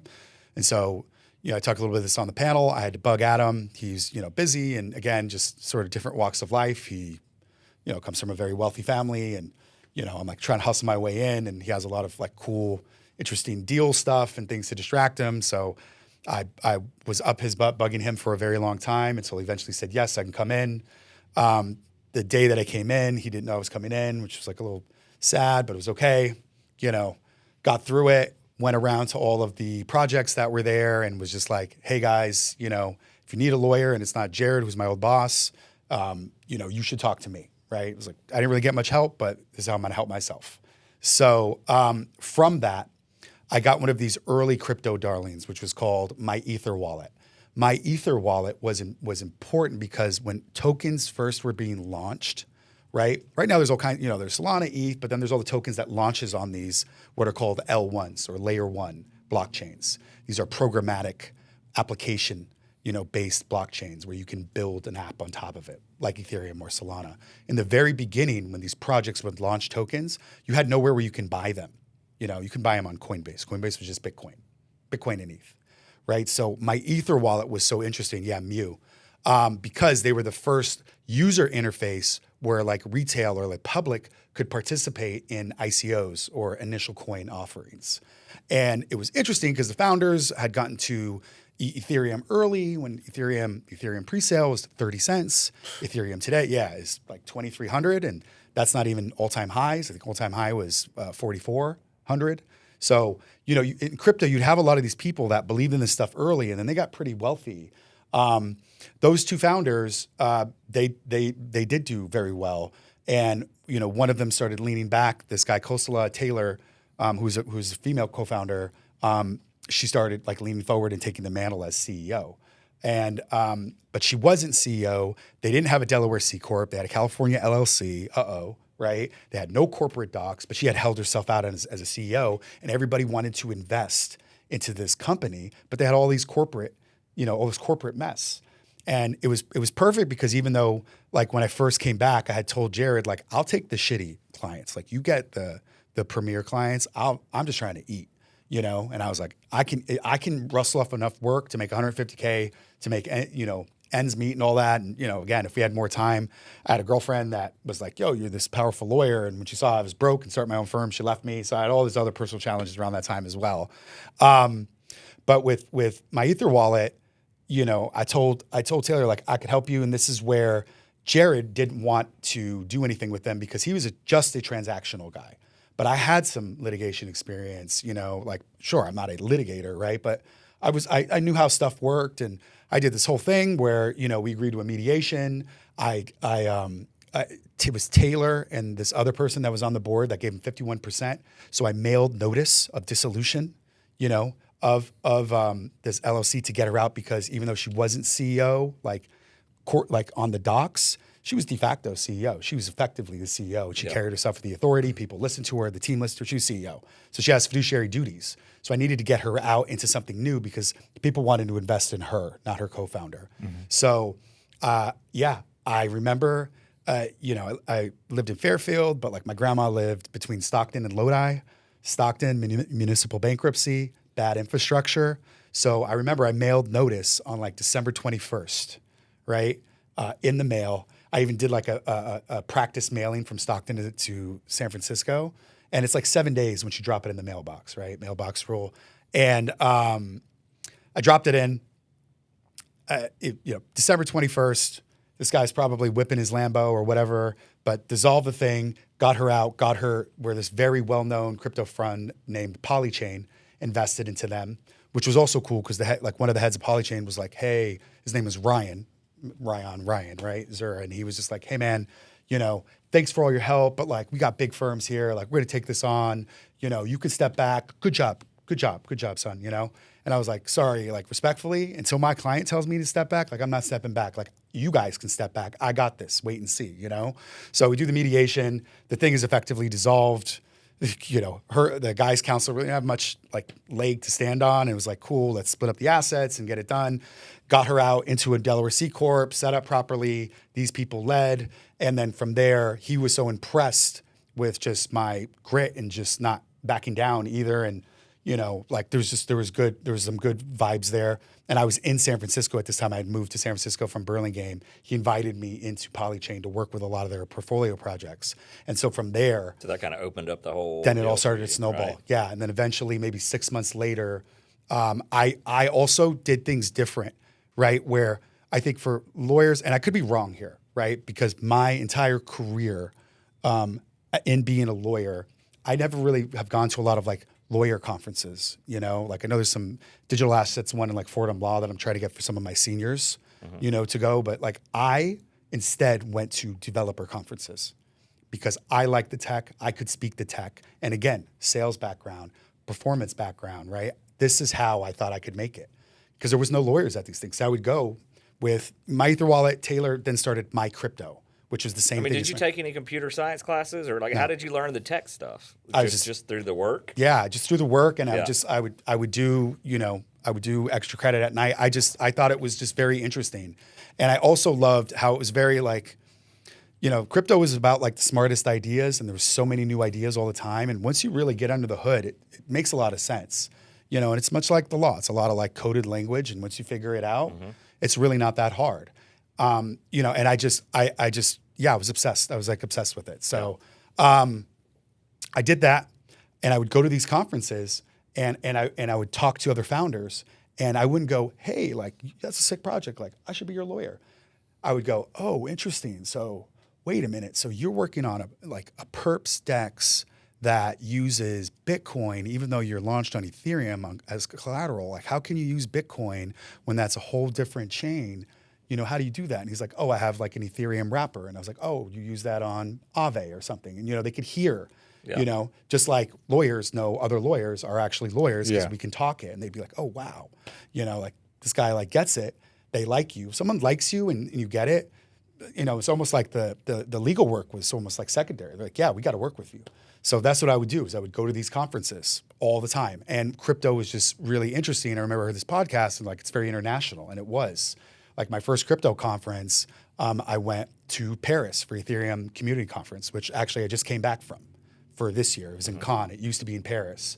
And, I went to Token Fest in San Francisco.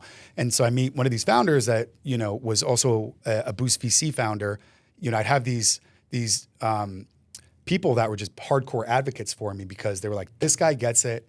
He's a solo. He's not as expensive as Fenwick, but, like he can do everything they can do and more, because he actually understands what you're building instead of billing, 10 hours on what a liquidity pool is. I know what that is, right?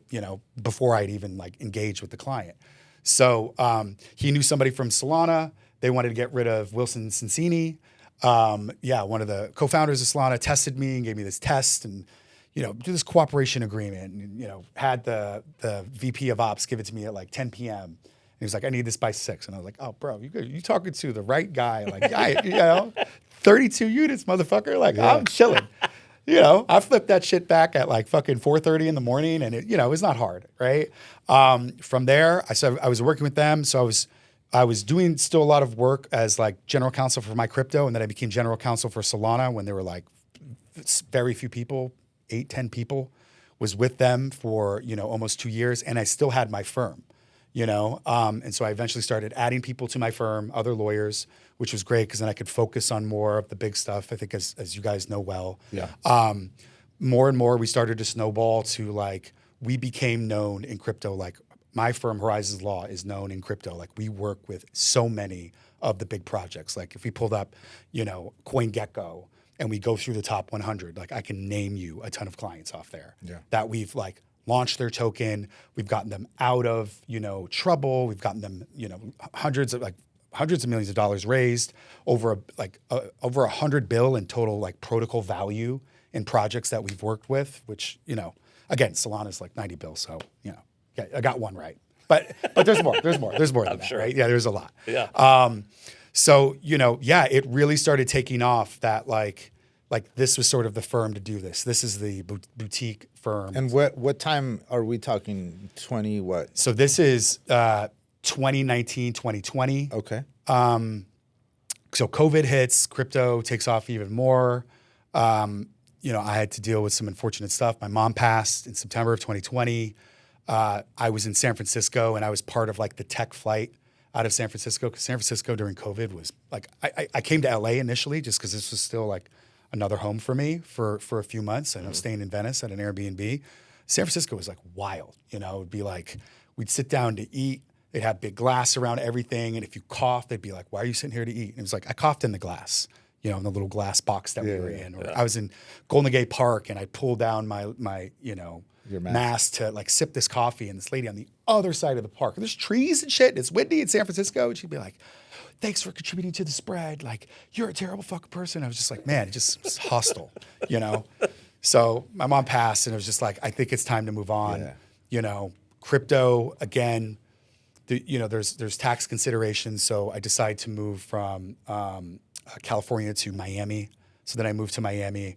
My firm had grown, to maybe, 4 lawyers or something at the time. All remote, all over the place.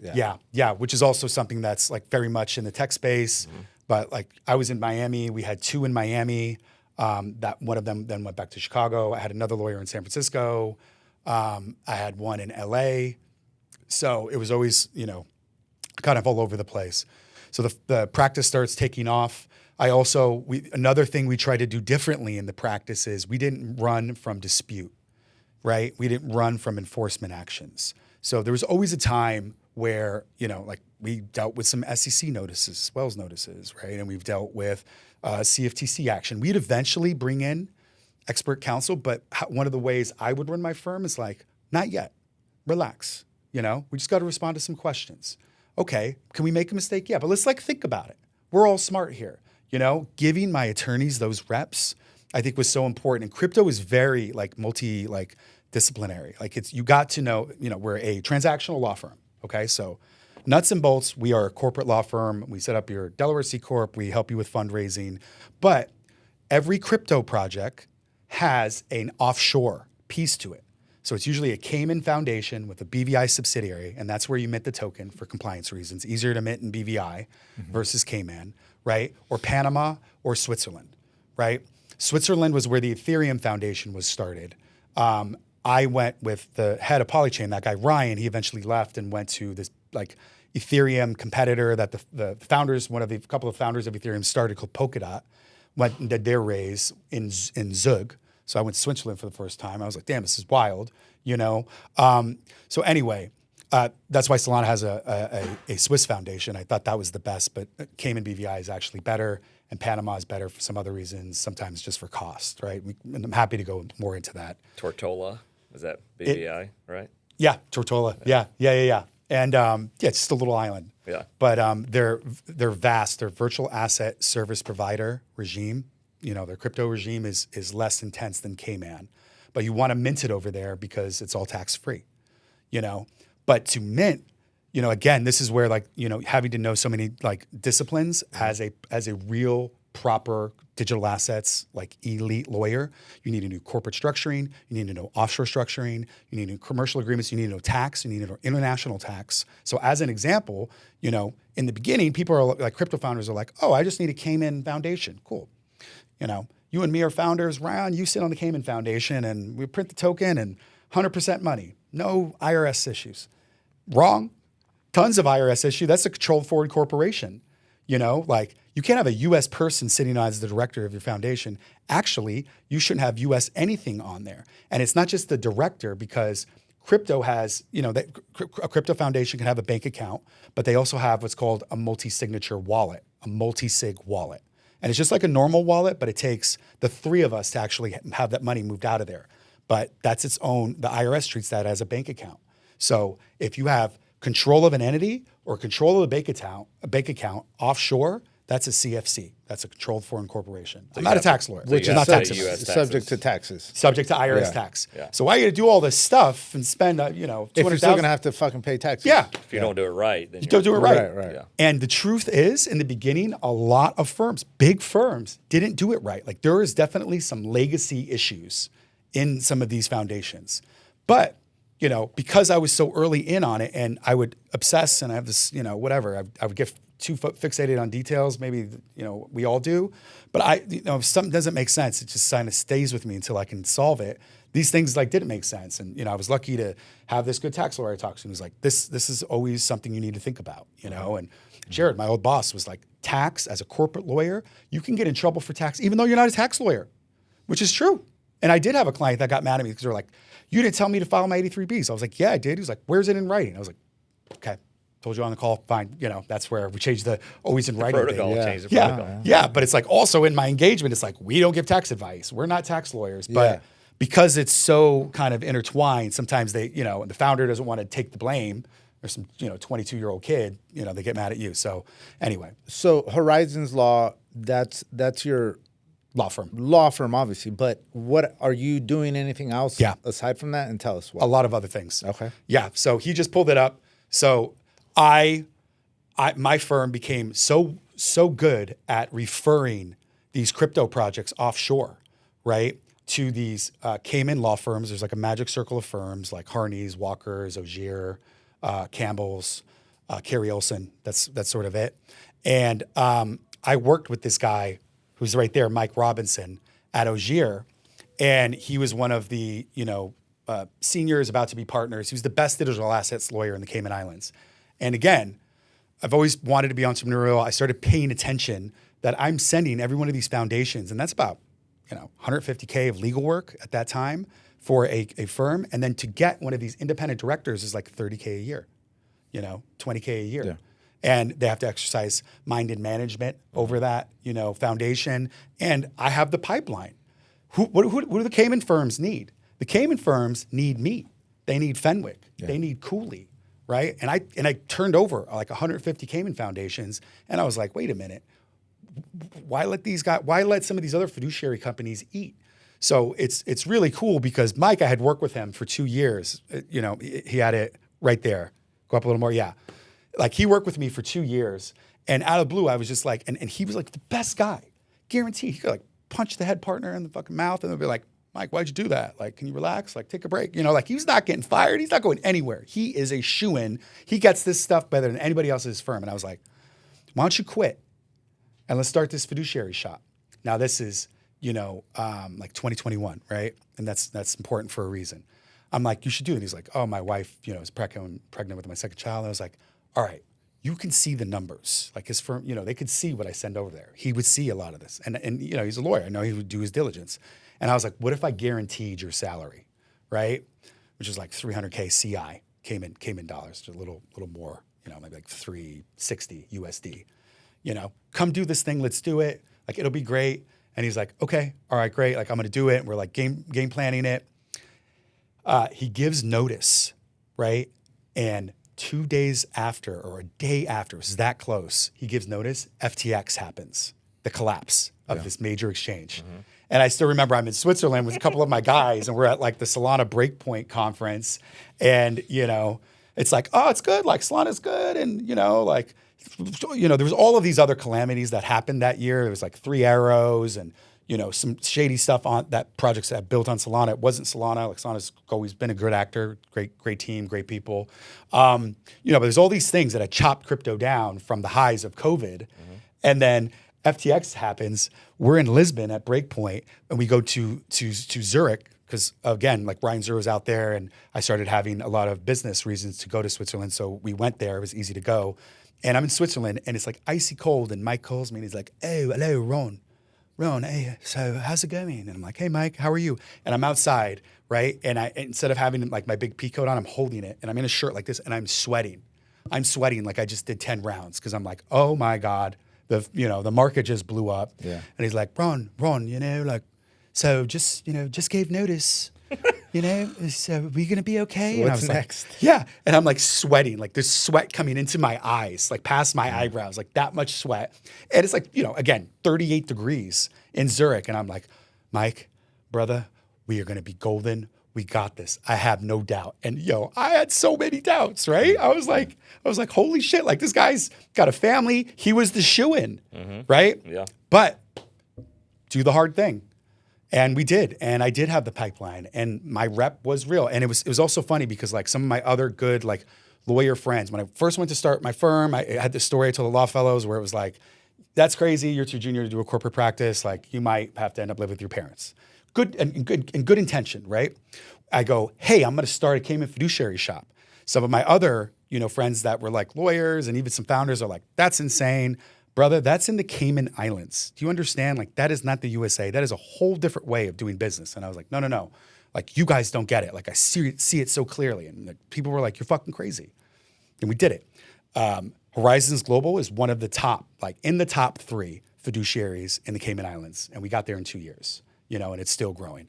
And you can even see on that thing, it went from me and Mike to a bunch of people. Yeah, a bunch of dudes. And what else you got besides that fiduciary? So outside of that, my early wins, I started my own VC fund called Marin Ventures, or Marin Digital Ventures, MDV, which people think is Marin County, but is actually Marin, my mom. So it's named after my mom. Okay.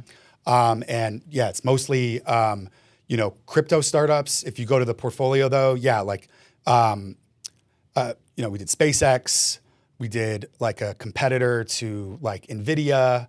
There's a ton of crypto projects on there, have over like almost 200 deals, pre-seed, seed, ticket sizes from 25K to a few million. So I used some of my early wins, and instead of just chilling, I said, oh, now I have real financial freedom to do what I want, which is to build some shit. So yeah, that Lit protocol, the founder of Lit is the guy that introduced me to the founder of Solana. Magna, those guys just got acquired. Lava is a fund that specializes in crypto startups in Africa with African founders, like just super cool stuff. I could talk forever about this. So I have a VC fund, basically a family office, and that has, a team of like 4 or 5 people. I have an engineer, I have a Rust engineer, like a Solana engineer. Like Rust is like what Android is coded with. Solidity is what is Ethereum is. That's their code, which all the stuff, frankly, is kind of irrelevant now with Claude, right? So we can all build some shit. Like, so I have Marin Digital Ventures. I have Horizons Global, same namesake, right, as my Cayman fiduciary.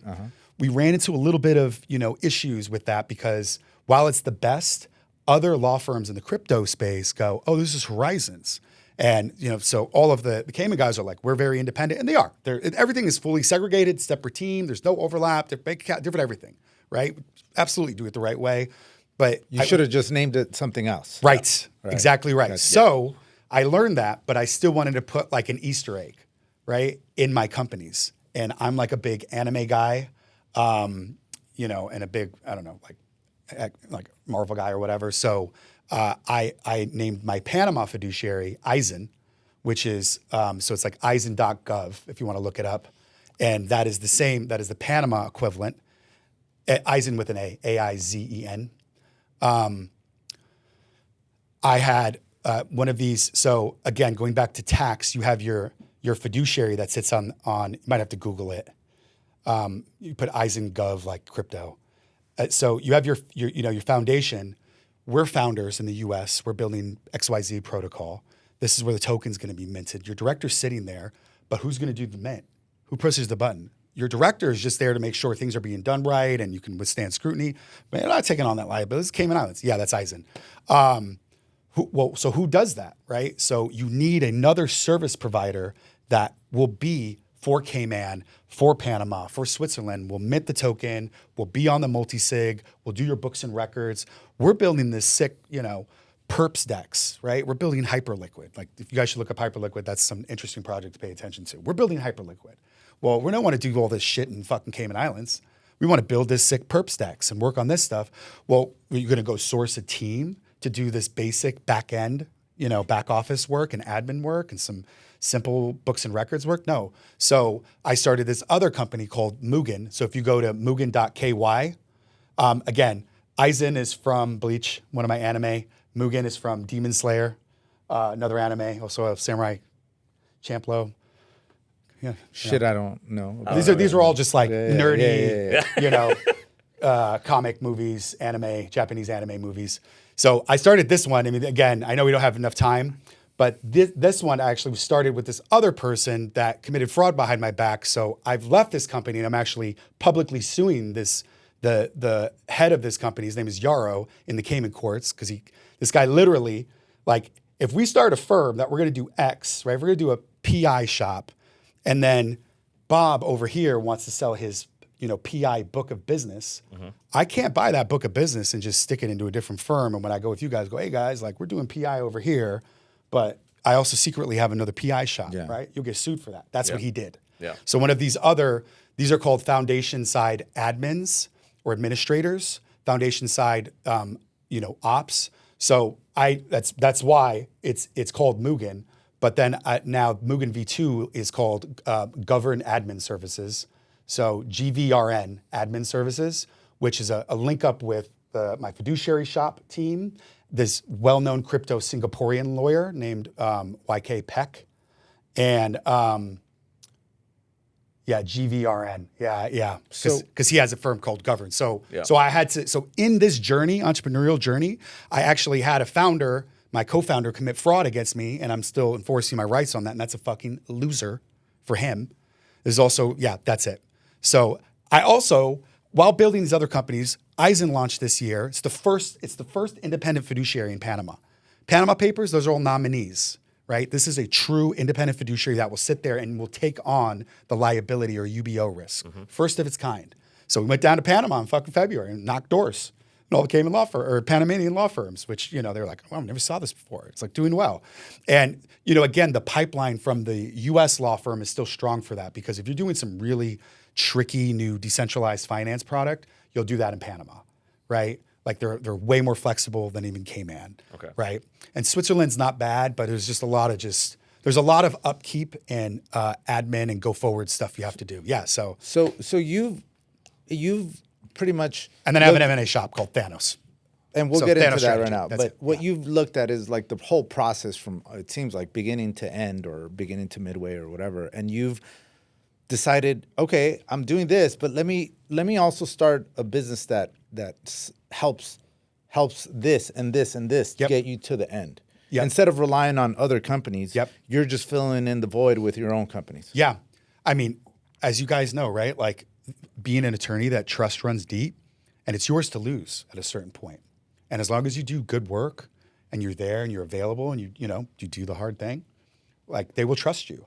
And they will trust you where you can point them at another company you work with. So what do you have to do? Say, this is an affiliate. This is someone we work with. Horizons Global sits on 100 of the top 150 tokens by market cap value. That's the truth. Who cares if there's a bit, if I have some interest there, as long as they're also doing the good work and it shows unequivocally, without me having any relationship with it. So we go, hey, go to these guys. They work with everybody. And then they go and it's like, yeah, we do work with everybody. Great. Well, now we need somebody that'll do your foundation side admin. Cool. Go to GAS. We have this, ex-hardcore COO, right? These are all like HG has some lawyers, some like accountants and finance people. GAS is not, there's only one thing that's legal services. That's Horizons Law. Mm-hmm.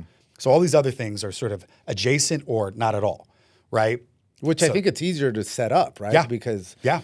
if it's not law related, you don't have to go through all these like legal hurdles, Totally. right? Yeah. Totally. There's just like setting up a fucking business. Yeah. Right? Yeah. And you see the need and you figure out what it is and you have a pipeline coming in and you can Yeah. send clients to that. It's kind of like in the PI space or just on the plaintiff side, there's lawyers that are, they run a big shop and then they see there's a big need for remote workers. So next thing you know, they're setting up their own remote like call center Right. in Juarez, Mexico, or Right. in Panama, or Yeah, whatever, Philippines or something. Yeah. And then they realize, oh, there's a need for people to work on a certain software. Yep. And they go to the Philippines and then they start their own little shop there. You know what I mean? So it's Yeah. and they're all law adjacent. Yep. So Yep. it's smart. Yeah. And it's vertical integration, right? Before Yeah, we close, that's what it is. let me ask you a couple like kind of big picture questions about crypto that I just kind of want to know. Yeah, for sure. And that I think other people that aren't that into the world, because I'm not, right? So it might be kind of basic, right? So don't laugh at me. when I ask this question. No dumb questions. That's how you learn. Yeah. Section 9. Yeah. Section 9 of crypto. Of crypto. Why are cryptos so tethered still to like the stock market and the normal economy? Because when they first came out, what everybody said was, this is a whole new thing. This is a whole new system of finance. This is going to change the world. Right. And then slowly, as you keep following it, right? Oh, the stock market goes down, Bitcoin goes down. Yep. Oh, the stock market goes up, Bitcoin goes back up. And, Right. and it seems like it's still tethered and part of the normal regular economy or financial system. Yeah. Is that wrong? Is that different? Is it? No, yeah. Why is that, or what's the deal? It is a good question. I think the main reason is it's like, investments, alternative investments, right? And that's where people typically will put extra money is the stock market. Now they do the stock market and crypto. And so, and certain things happen. If COVID happens and people have more money, stock market did pretty good, but also like crypto was like kind of more deeply discovered and also did as well. So I think there'll always be some correlation because it's an investment. It's an investment asset, right? But I think we also see sometimes where it decouples a bit where I don't know if it's in this has happened with the war in Iran, but there have been times where the stock market has gone down and crypto has gone up. Another layer, just because again, it is a good question, is there are a lot of like pubcos, publicly listed companies, like MicroStrategy. Do you guys know what MicroStrategy is? Mm-hmm. MicroStrategy is this guy, I think his name is Michael Saylor, and he took this thing that was like a Xerox machine, publicly traded company. And he's like, yeah, under the SEC, whatever the law is, you have to still kind of do that business, but you can do other stuff. And he goes, yeah, we still have Xerox machines and we do a little bit of stuff there, but we are going to actually raise a bunch of debt and we're going to buy Bitcoin. So MicroStrategy is like what's called a beta play on Bitcoin, right? Because instead of just buying like Alpha, just buying the Bitcoin, you buy MicroStrategy because they have, that's him. And they buy the Bitcoin. Yeah, because he has $20 billion of Bitcoin on his balance sheet, and they have been continually buying Bitcoin. And they're losing right now a lot, right? Yeah, they've lost a lot, but then they just did a buy. So tell me where. So other words, there's these public companies that are now holding a ton of crypto on their balance sheet. So while it was getting less correlated, now it's getting kind of back, and in different ways. So where do you see Bitcoin? I mean, do you see Bitcoin going up to the amounts that people are saying, like $500,000, $1 million? Is that I think so. more true than not true in your opinion? I mean, hey, like we have a Bitcoin strategic reserve, right? Right. There's only so much. Yeah, there's only so much, 21 million that will ever be made. And we have a strategic reserve. Again, this is kind of a stupid, crazy theory, but like I think other people have said it as well. You remember how the U.S. had all the gold on its balance sheet and repriced the gold, right? Well, they can do that again. And I also think they could do their own sort of repricing with Bitcoin. And if the U.S. government says Bitcoin is worth $500K, what would that do for our debt problem? 37 trillion, along with the gold. I think that could happen, right? And if they say that's the price, I think markets would jump at that, right? And there are more and more use cases for crypto always coming out all the time, right? So it'll be more developed, more things going on. So again, not financial advice. No, of course, of course, right? Yeah. I've lost a lot, lost more than I have now, and it sounds like I'm doing all this cool stuff, and I am. But like, if I just held my initial bags, I would be in a much different place, but I would be fucking bored. Yeah. Fuck that. So what Right? What about Solana and Ethereum? So I think Solana and Ethereum are here to stay. Bitcoin is really like gold, like a store of value. There are lots of projects trying to figure out how to better utilize that store of value and use it on Ethereum, on Solana, on other chains, or build on top of Bitcoin. That's an ongoing process. But Ethereum this is where you do like DeFi, is Ethereum and Solana, right? You could do it cheaper on Solana, but Ethereum was here first, so they have more development. I think it's not going anywhere. If I do this second chat with like law fellows, I will tell them, hey, you have dollars, right? You put those dollars in a bank account. What do you earn on that? Shit. Yeah. 2%. Yeah. If it's in a money market account, Yeah. or if it's just sitting in your savings, you're getting 0.8, whatever, some stupid thing. You can get 8% on your stables. And stable coins are $1 a dollar. It's $1 backed by $1, right? Circle, it's USDC. There's also Tether. Circle's also a Portco. Again, staying in the game. I'm doing the highlights, but I have like 100 bodies on the investment side, by the way, like just things that lost, right? Tons of loss. But because you cut out the bank and you cut out a lot of the middlemen, you can keep more of the gravy, and the first principles in crypto is this sort of like self-sovereign, no one can tell you what to do. You can, take out options on chain through a wallet, decentralized, and you can be 12 years old. Now, do I think you should do that? No. Do I think, would recommend people do that? No. But if you're, that genius kid that was from India or whatever, that became this like legit mathematician, I saw some movie on that, like maybe that person should. Crypto's about, if you want to do it and you can handle it, you should be able to do it. Nobody should tell you what to do.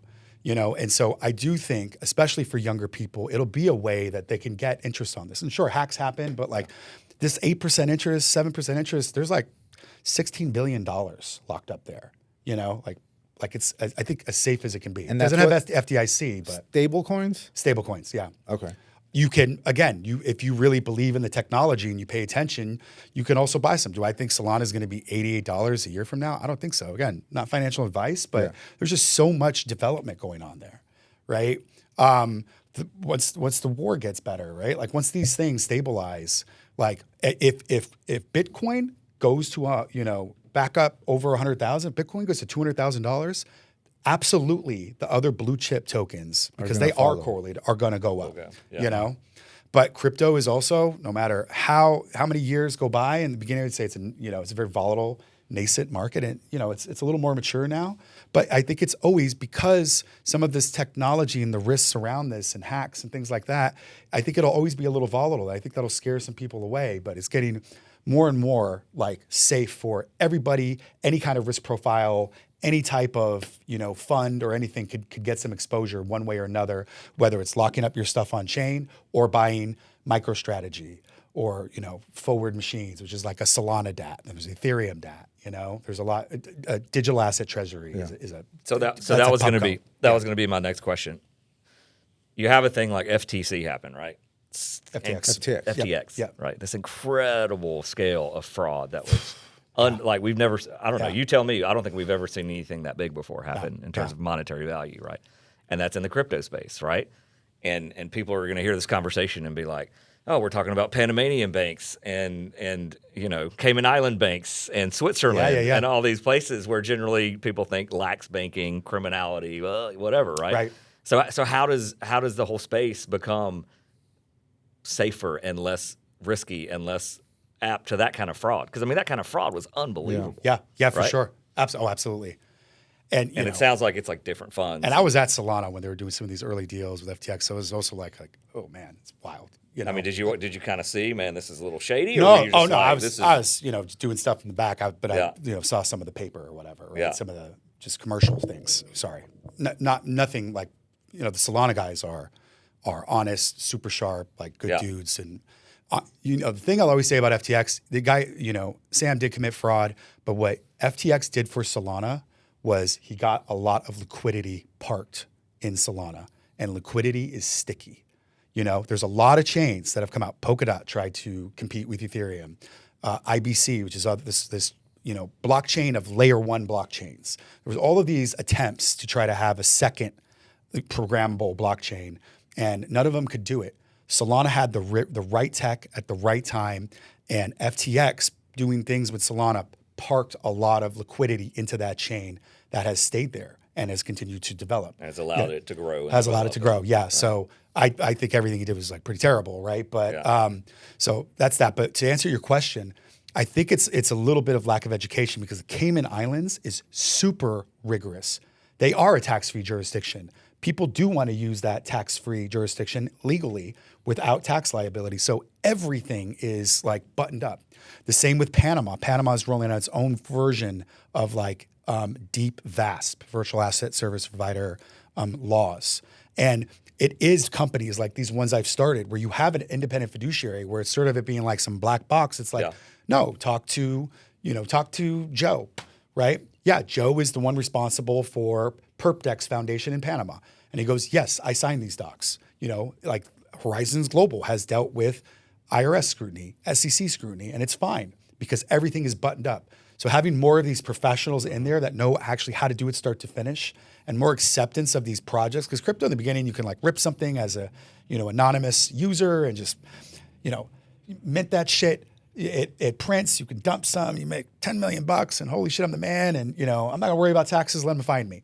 That's bad, right? Yeah. That is, in a new nascent sort of sector, right? I think we've grown out of that. So Switzerland, super tough. And Panama has gotten more and more rigorous, and they've rolled out more and more compliance, reporting, disclosure requirements to make it a favorable jurisdiction. And they want to, right? The governments want to do that because if they can steal a little bit from Cayman Islands, bet, So FTX, is there another chance of that happening again?